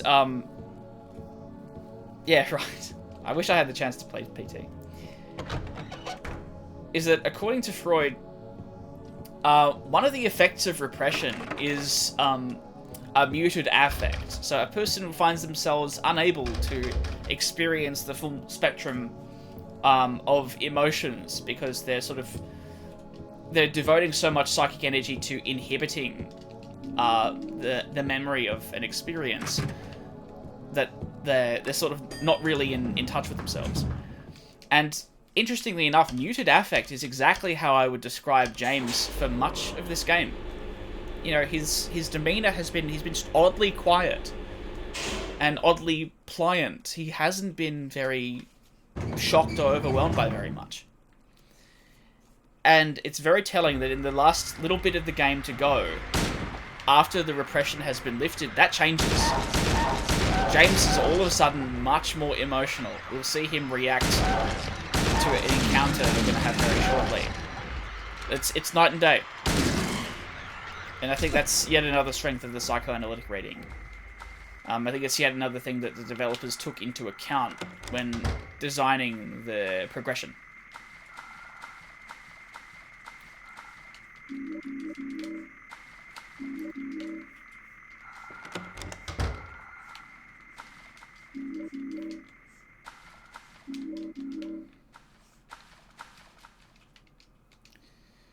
But one of the main points of significance is that when it comes to a psychoanalytic reading of this game, we have to ask a pretty fundamental question, which is, what is the aim of psychoanalysis? Why do you go to a psychoanalyst in the first place? What's the goal? In his early work, Freud seemed to think that psychoanalysis... No, I haven't heard about the secret final boss strat with no ammo. I thought that was applied to the first game. That if you walked in without any ammo, the game just killed the final boss for you. Does that also apply to this game?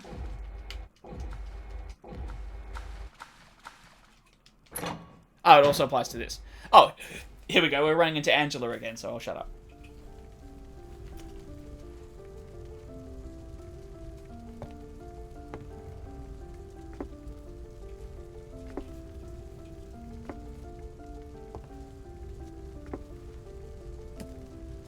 Mama! Mama, I was looking for you. Now you're the only one left. Maybe then I can rest. Mama, why are you running away?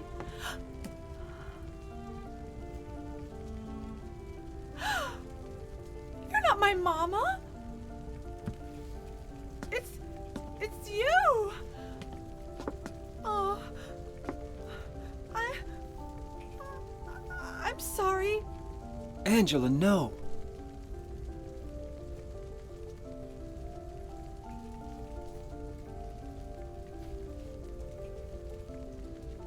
Thank you for saving me. But I wish you hadn't. Even Mama said it. I deserved what happened. No, Angela, that's wrong.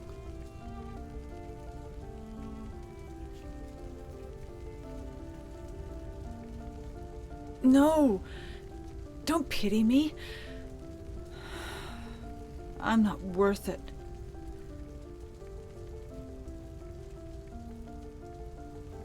Or maybe you think you can save me. Will you love me? Take care of me? Heal all my pain?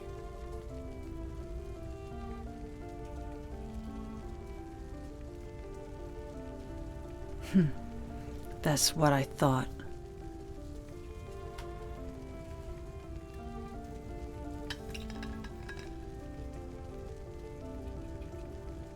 James, give me back that knife. No, I won't. Saving it for yourself? Me? No, I'd never kill myself.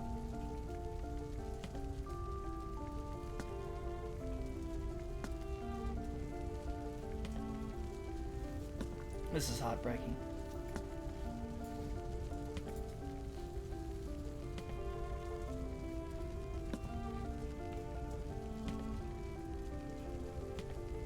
It's hot as hell in here. You see it too. For me, it's always like this.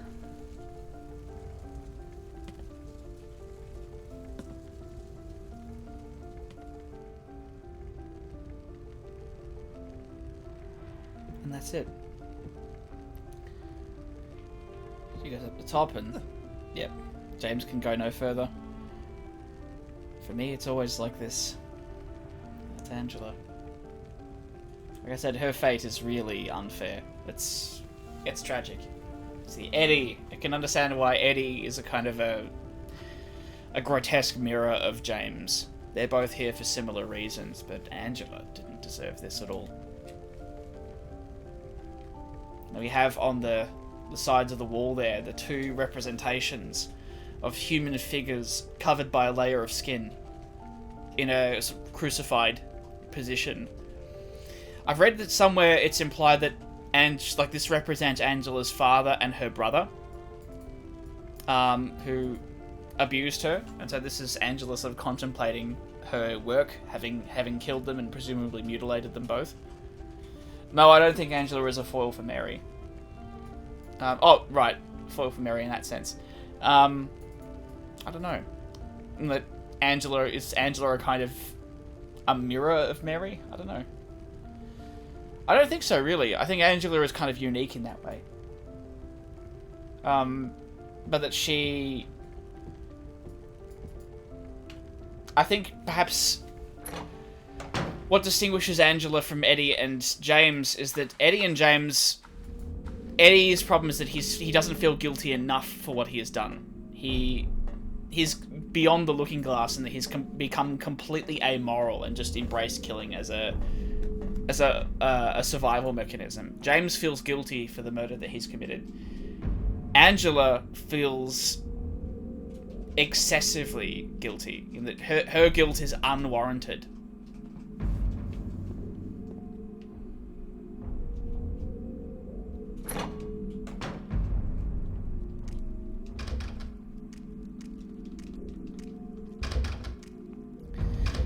But yeah, part of the reason why they're all here is connected to what I was just starting to say before about why do you go to psychoanalysis? What's the point? I mentioned that Freud early on in his career seemed to think that psychoanalytic treatment could cure patients. But as he got older and older, he became less and less confident about this.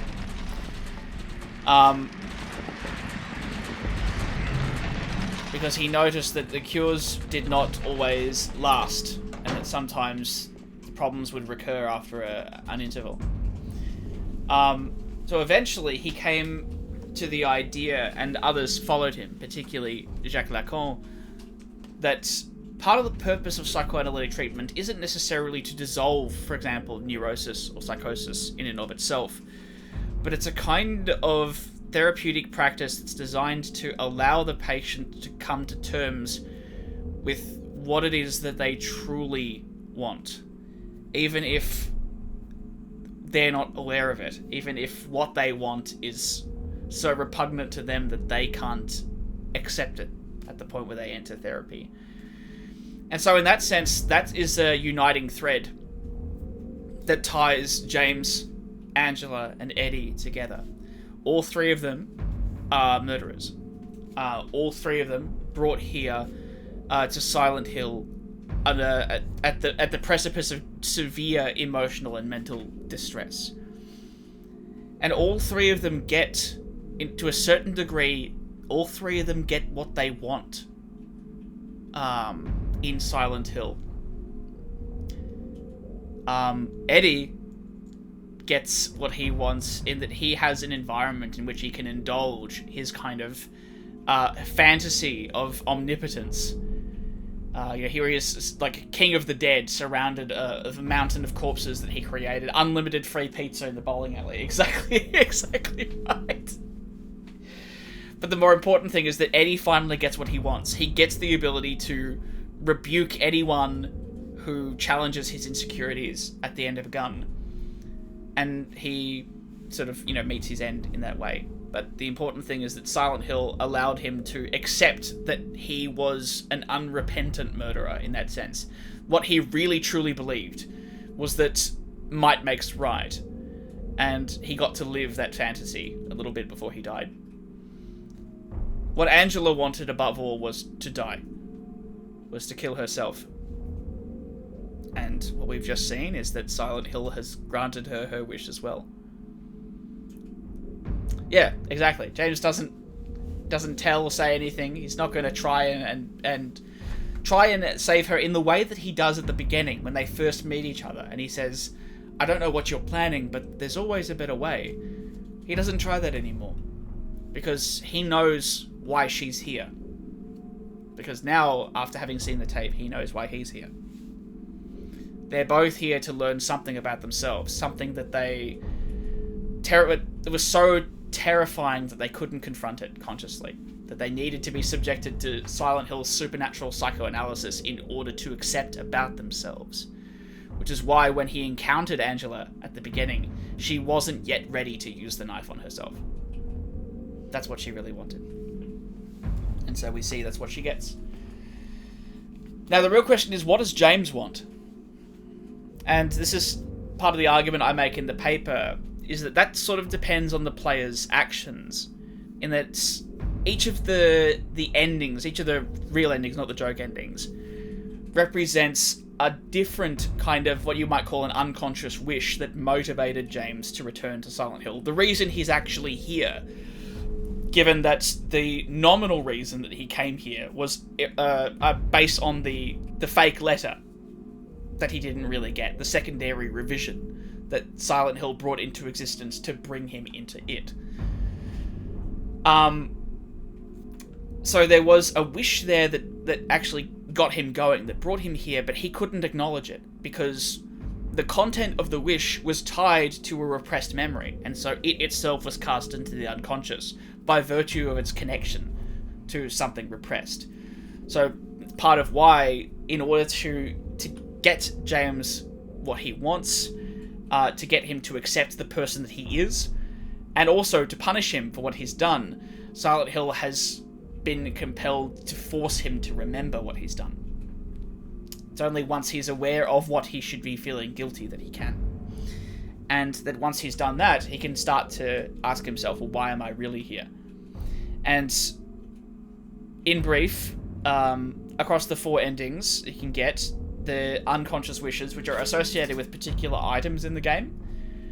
And I won't bore you too much, but that reflects a kind of DreamWorks technique of displacement, wherein that the thing that is most important to the latent thoughts underpinning a dream, or to the unconscious wish underpinning a dream, is often represented not by what's apparently most important, but what's apparently most trivial. So we have the in-water ending, the, quote-unquote canonical ending of Silent Hill 2. James commits suicide, so the unconscious wish is James wants to kill himself out of guilt for what he has done.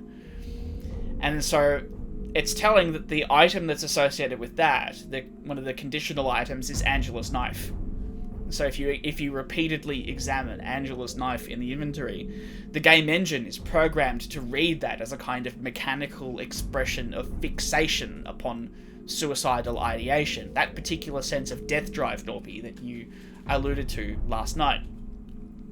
Which is why, if you keep looking at it, it's a condition for receiving the in-water ending. In just the same way that looking at Mary's photo in your inventory is a condition for the leave ending, in which James receives the forgiveness of Silent Hill's reconstruction of Mary on her deathbed, and is allowed to leave the town free with Laura. Because the idea is that repeatedly examining the photo is like a gesture of fidelity or of genuine remorse. Partly, and part of the reason why the game reads that as those sorts of gestures is because the items have no practical utility in-game. So there's no reason to look and examine those items. So the logic goes, the kind of procedural rhetoric here goes, other than to express, a suicidal ideation, or to express a sort of longing to be reunited with Mary, not Maria. Significantly, the sort of the useless item in this case for the Maria ending is Maria herself. We'll come to that a little bit more hopefully if I'm right and I've gotten the Maria ending. We'll talk a little bit about that when we get there. But then also with regard, we haven't talked much about this, but the rebirth ending is significant here because you actually have to collect a bunch of different items on a secondary playthrough. And so in that ending, James takes Mary's body to an island in the middle of Silent Hill and says that he wants to perform a ritual to the old gods of Silent Hill who haven't left this place. So in that case, the unconscious wish motivating here is the desire to undo his mistake, to resurrect Mary. But in any case, having talked your ear off for a little bit, let's go into the next room, and you'll see what I mean by the change in James's affect that I alluded to before.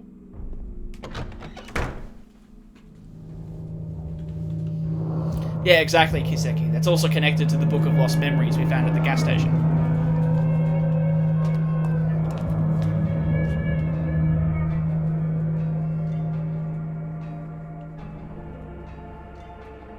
James! Stop!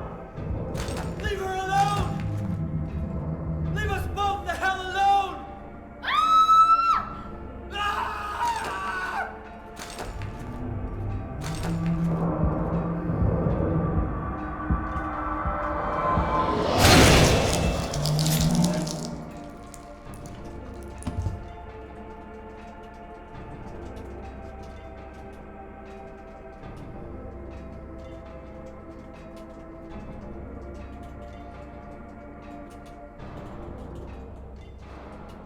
I was weak. That's why I needed you. Yeah. Needed someone to punish me for my sins. But that's all over now. I know the truth. Now it's time to end this. Yeah. So I forgot to show you before, but after we looked at the tape in room 312, the actual letter disappeared. We just had the envelope. And that now that he's seen Maria die for the third time, killed by Pyramid Head, the avatar of himself, the envelope is gone too.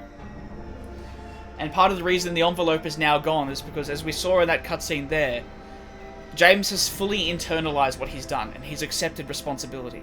And the fact that how we know this is that he is able to actually explain the symbolism of Pyramid Head himself. I was weak. That's why I needed you.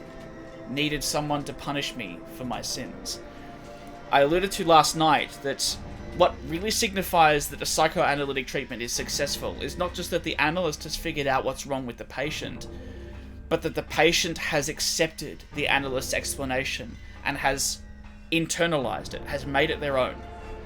This is what Jacques Lacan calls taking responsibility for one's truth, traversing the fantasy and getting at the core of your desire. And so the fact that James is able to articulate that represents the fact that he has accepted his analyst, in this case Silent Hill's, interpretation of his symptoms. And that's why he doesn't need the letter at all anymore. His therapeutic journey has been completed. All he needs to do is to act on this new knowledge, which is what we're going to see. And so, yep, they've got the spears now, like in the painting. And I'm going to want to deal with this by running on the other side of the room. I can get 2 shots off, yeah, because that stuns them. And then run over here. I got 2 shots off.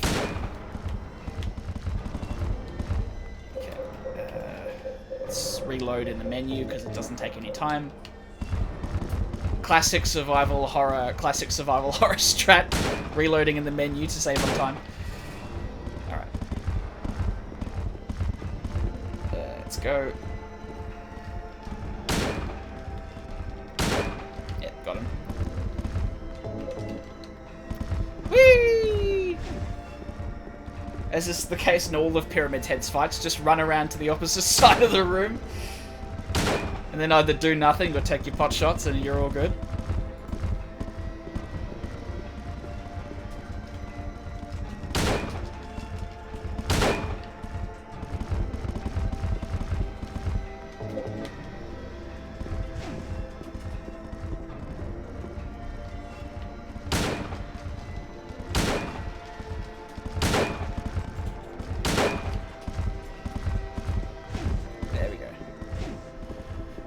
To get forward, yeah.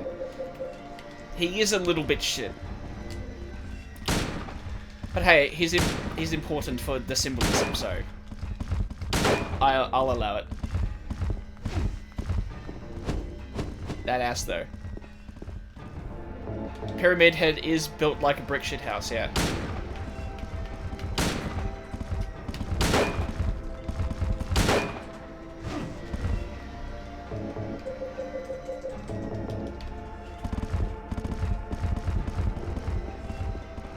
Brick shit pyramid, you might say. There we go. Come on.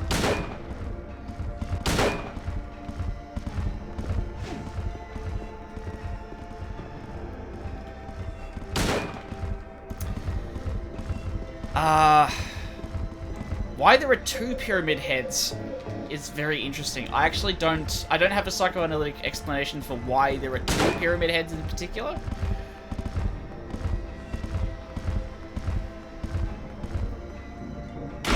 Pyramid heads so they commit suicide there. Insofar as you treat the in-water ending as like canon, then it kind of makes sense. Pyramid Head as a representation of James, the fact that Pyramid Head, upon the moment of realization, kill themselves, allude to what James must do. It's kind of what Silent Hill is saying or suggesting James must do, or reflecting the unconscious wish that really motivated him. And so, in that respect, the symbolism of an egg is kind of pertinent, because in this room, upon accepting the analytic interpretation of his symptoms offered by Silent Hill, James has taken the first steps of his new life. And an egg is often used as a symbol for life's beginning, for generation, for creation. Even if, in the case of the in-water ending, it's the beginning of James acting authentically for the first time in his life and ending that life. And I think, Turpy, you've actually got that's actually a decent hypothesis. The idea that, yeah, the animations are mirrored and synchronized. It's sort of literally embodying the fact in mirroring each other that each of them serve as a mirror for James. And also it kind of reflects the sense of the logic of an uncanny double. What do you want, James? Alright, this is a gorgeous conversation, but because I want the Maria ending, I have to skip it. So I'm sprinting to the other end of the hallway, because if you hear the whole conversation, you get the leave ending. What are you saying? Look, I'm disgusting. I don't deserve flowers. No, listen.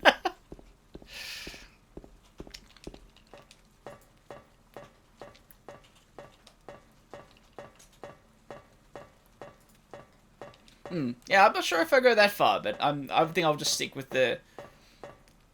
I don't think that's entirely wrong, per se, but I think I'll just stick with the more basic reading of, like, eggs as the symbol of new life, and lead the significance of colour to you folks.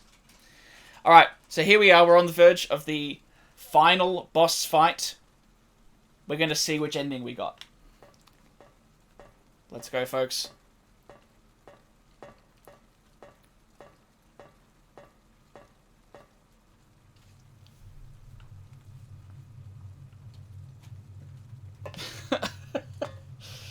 Mary?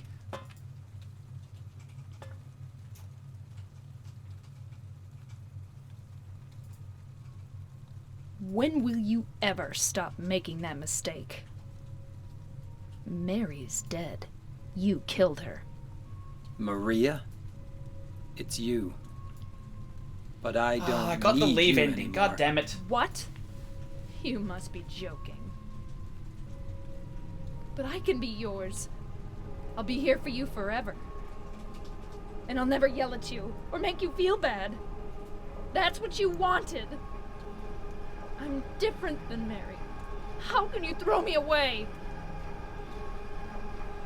I understand now. It's time to end this nightmare. No! I won't let you. You deserve to die too, James.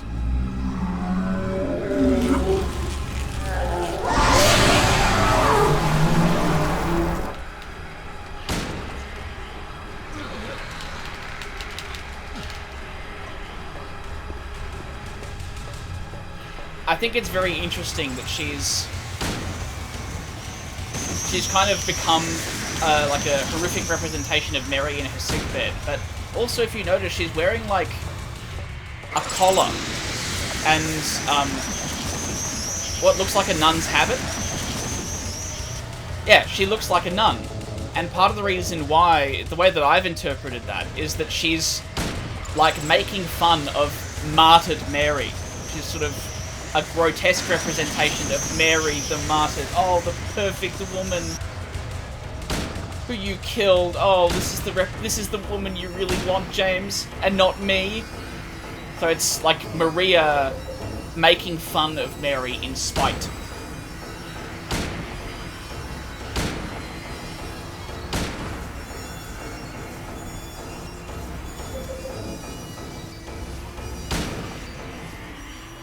Yeah, inversion.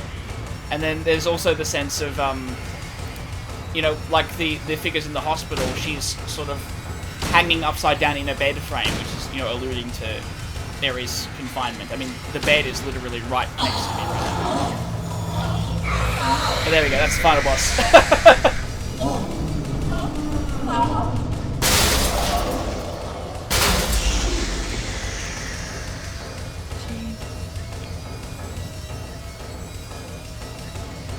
Now all that happens is that he, in order to proceed, you have to, as James, make the decision to kill her deliberately. So here we go.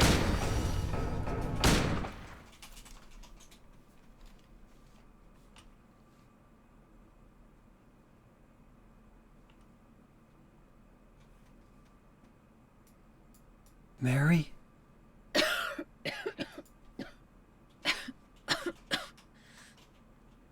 James.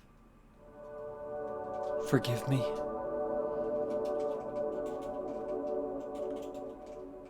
I told you that I wanted to die, James.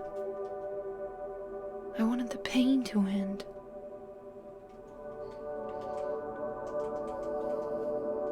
That's why I did it, honey. I just couldn't watch you suffer. No. That's not true. You also said you didn't want to die. The truth is, I hated you. I wanted you out of the way. I wanted my life back. James, if that were true, then why do you look so sad?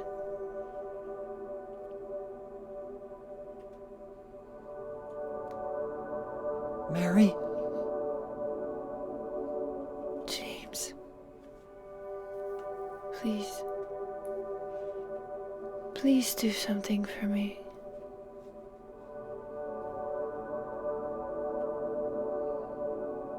Go on with your life.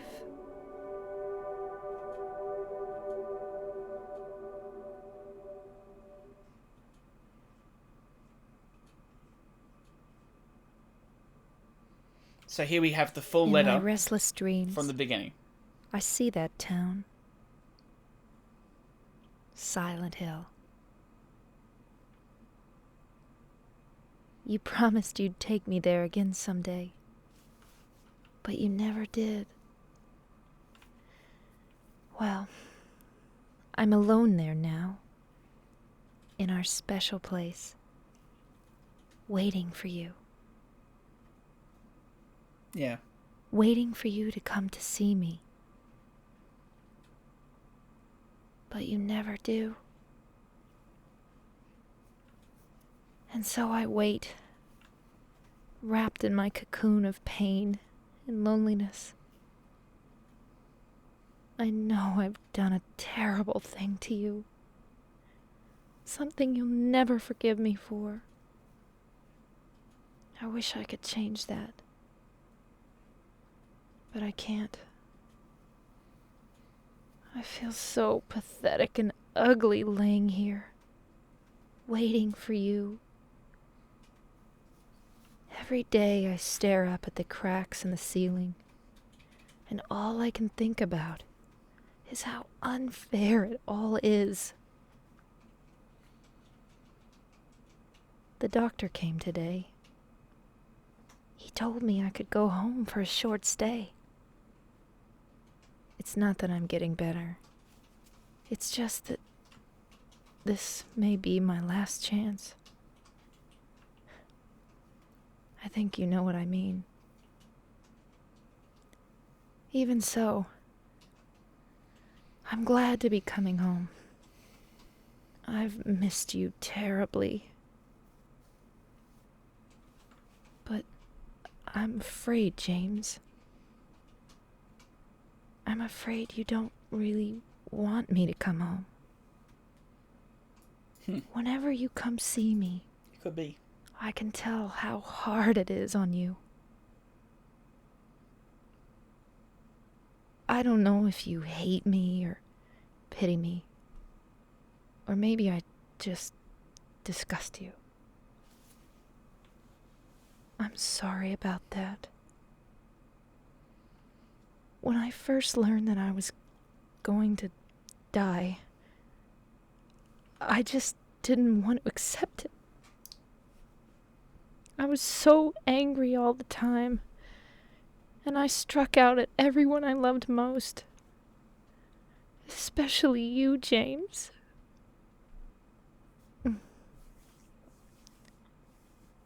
That's why I understand if you do hate me. But I want you to know this, James. I'll always love you. Even though our life together had to end like this, I still wouldn't trade it for the world. We had some wonderful years together. Well, this letter has gone on too long, so I'll say goodbye. I told the nurse to give this to you after I'm gone. That means that as you read this, I'm already dead. I can't tell you to remember me, but I can't bear for you to forget me. These last few years since I became ill, I am so sorry for what I did to you, did to us. You've given me so much, and I haven't been able to return a single thing. That's why I want you to live for yourself now. Do what's best for you, James. James, you made me happy.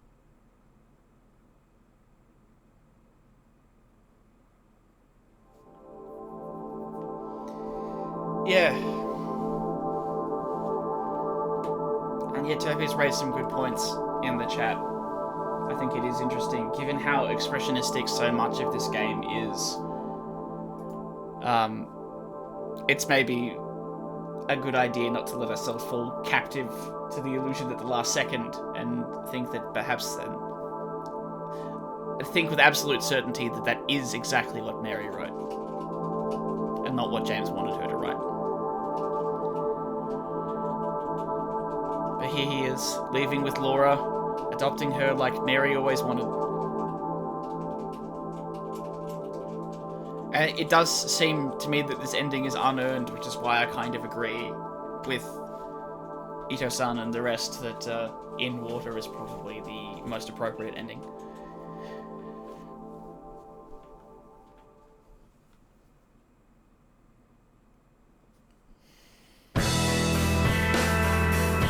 Well, the nurse didn't give him the letter. Laura gave him the letter in the hotel, remember? Oh no, that letter was Silent Hill manifested it, so yeah, it was never actually sent, but Silent Hill sent it to him. No worries, Kiseki. Thanks very much for tuning in. I'm glad you enjoyed it. And yeah, Norby, I do love this song as well. It's one of my favourites from the soundtrack.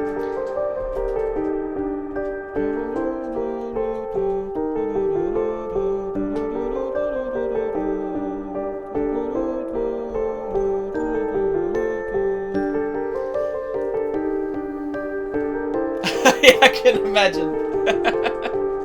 That's awesome.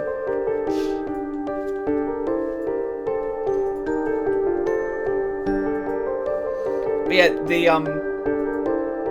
I think one virtue of the no worries, Norby, you have a good one. I think one virtue of the psychoanalytic interpretation is that it helps to make sense of the fact that James couldn't read the whole letter at the start, because he literally couldn't see it. It's another symptom of his psychosis, that he couldn't see the parts of the letter which make it plain that Mary's already dead.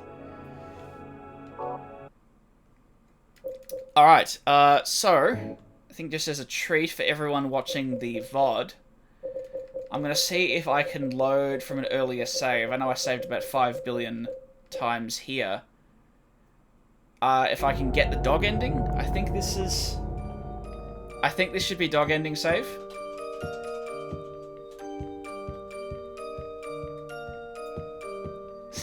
I'm gonna go upstairs.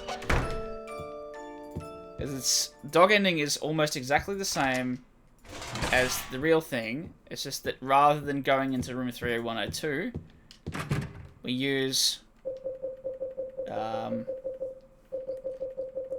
there we go, dog key on this door. Come on. So what was this door? Which door is it, or is it this one?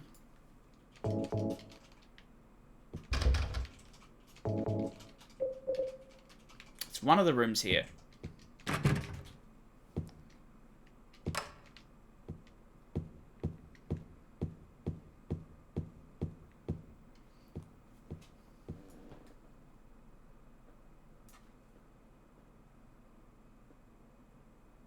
Oh, after it's changed to the other world, right. That's right. So we need to see the tape first. So, okay, let's put the tape in. Let's get... Alright, yes, horrific. We've learned that we've killed Mary. Our life's falling apart. Okay, now we move into the next room. And we use the dog key. Alright, so bonus treat. We get dog ending.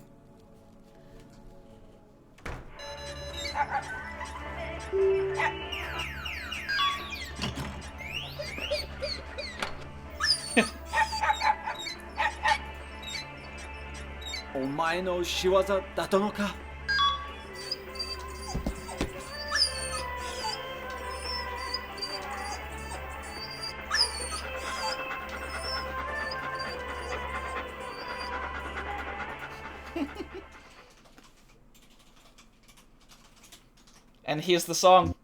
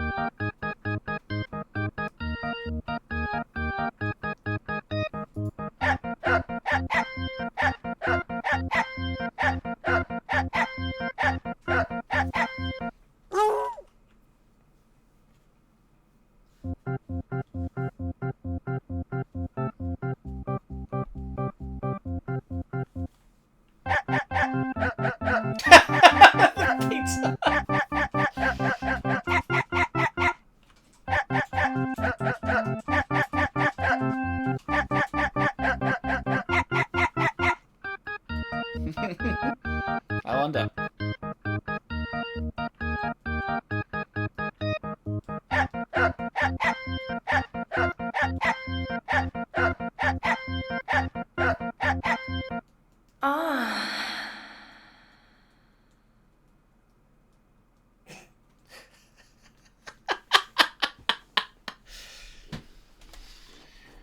There we go. There's dog ending. It's a special reward to everyone after trudging through 5 or so hours of psychoanalytic interpretation of Silent Hill 2. Yeah, I've already got the game over with the dog. Cool. Alright. Well, thank you to everyone who joined in for the stream, and to everyone who is watching this as a VOD. I'll upload this to YouTube soon, so that those of you who couldn't make it can catch up. It's a shame that I didn't get the Maria ending. I'll have to come back over the weekend and see if I can see if I can find an earlier Maria path save file and load from that so I can record it. Because I really want to get some screenshots of the Maria ending. It's kind of a shame. Not sure if I'll stream that as well. We'll play it by ear. Because that's probably just going to be me replaying sections of the game over and over again until I get the Maria ending. Might not be too fun. Yeah, because the trouble with the Maria ending is that there's a lot of like information in there that's really key. James. For example, I'll just load a save file and walk around while I make these points. Because one of the interesting things is that I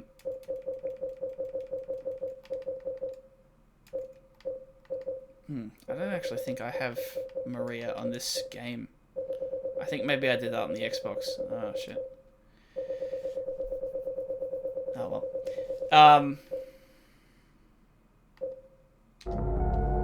I'll just load this. Is that the significance of the fact that in James's delusion that Mary has been dead for 3 years is that it sort of illustrates the principle that that Freud indicates, that as he puts it, that repression is always failed repression, in that one of the effects of repression is that the sort of the drive that is cast into the unconscious, it finds alternate routes of satisfaction. A drive is never extinguished, it is just inhibited from its most natural mode of expression, and so that psychic energy attaches itself to other outlets and attempts to find expression in all sorts of distorted and compromised ways, many of which take the form of neurotic symptoms. And so in that way, the different ways that the drives seek satisfaction often lead clues as to the actual sort of drive or impulse that is achieving a kind of vicarious satisfaction in the form of the symptom. And so with James, that kind of continuity between repressed drive and the symptom by which its energy is discharged takes the form of the number 3. Because James is convinced that Mary died 3 years ago. We now know, because of the playthrough we've just completed, that Mary died about a week or 8 days ago. But what we learn from the Maria ending, because James says it's been a long 3 years. So 3 years refers to the total period of time in which Mary was ill. And so the idea that she died 3 years ago, by the persistence of the number 3, points to the actual truth that it substitutes for, which is that James killed her after being ill for 3 years. And it also sort of expresses how James's feelings are tied into that event. In that, from his point of view, Mary's illness changed her so much that she might as well have died 3 years ago. And so that's represented by the persistence and recurrence of the number 3. And so in this sense, it's significant that Maria dies 3 times in the course of the game. She's killed once by Pyramid Head in the hospital. She dies again in the prison cell below the Historical Society in Toluca Prison. And then she's finally killed by the 2 Pyramid Heads in the scene just before the final boss fight. So insofar as Maria's repeated deaths, you know, at the hands of Pyramid Head is a kind of traumatic reenactment of James's murder of Mary, it is significant that it happens on screen 3 times. Or the second one doesn't happen on screen, but it's significant that it happens 3 times. In that it is another way by which James's sort of repressed awareness of what he's done is coming through in distorted symptomal form. So anyway, I don't think I've got any hope of getting the Maria ending this way, so I think we'll come back and do this in a subsequent recording. Yeah, so I think I'll sort of end it there. So thank you once again to everyone who's here and to everyone who is watching this later. I hope you enjoy. It's part of the reason why I streamed this rather than just doing a recording for my own purposes, because I wanted someone else to enjoy it too if they were able to. So if a few people have found some enjoyment by watching this video, then I'm happy. So thank you so much, and I've enjoyed this. It's been a while since I've streamed, so you know, maybe I'll stream something else for you guys again soon. Thank you, Terpy. Thank you very much. Yeah, so have a good night, everyone, and I'll see you soon.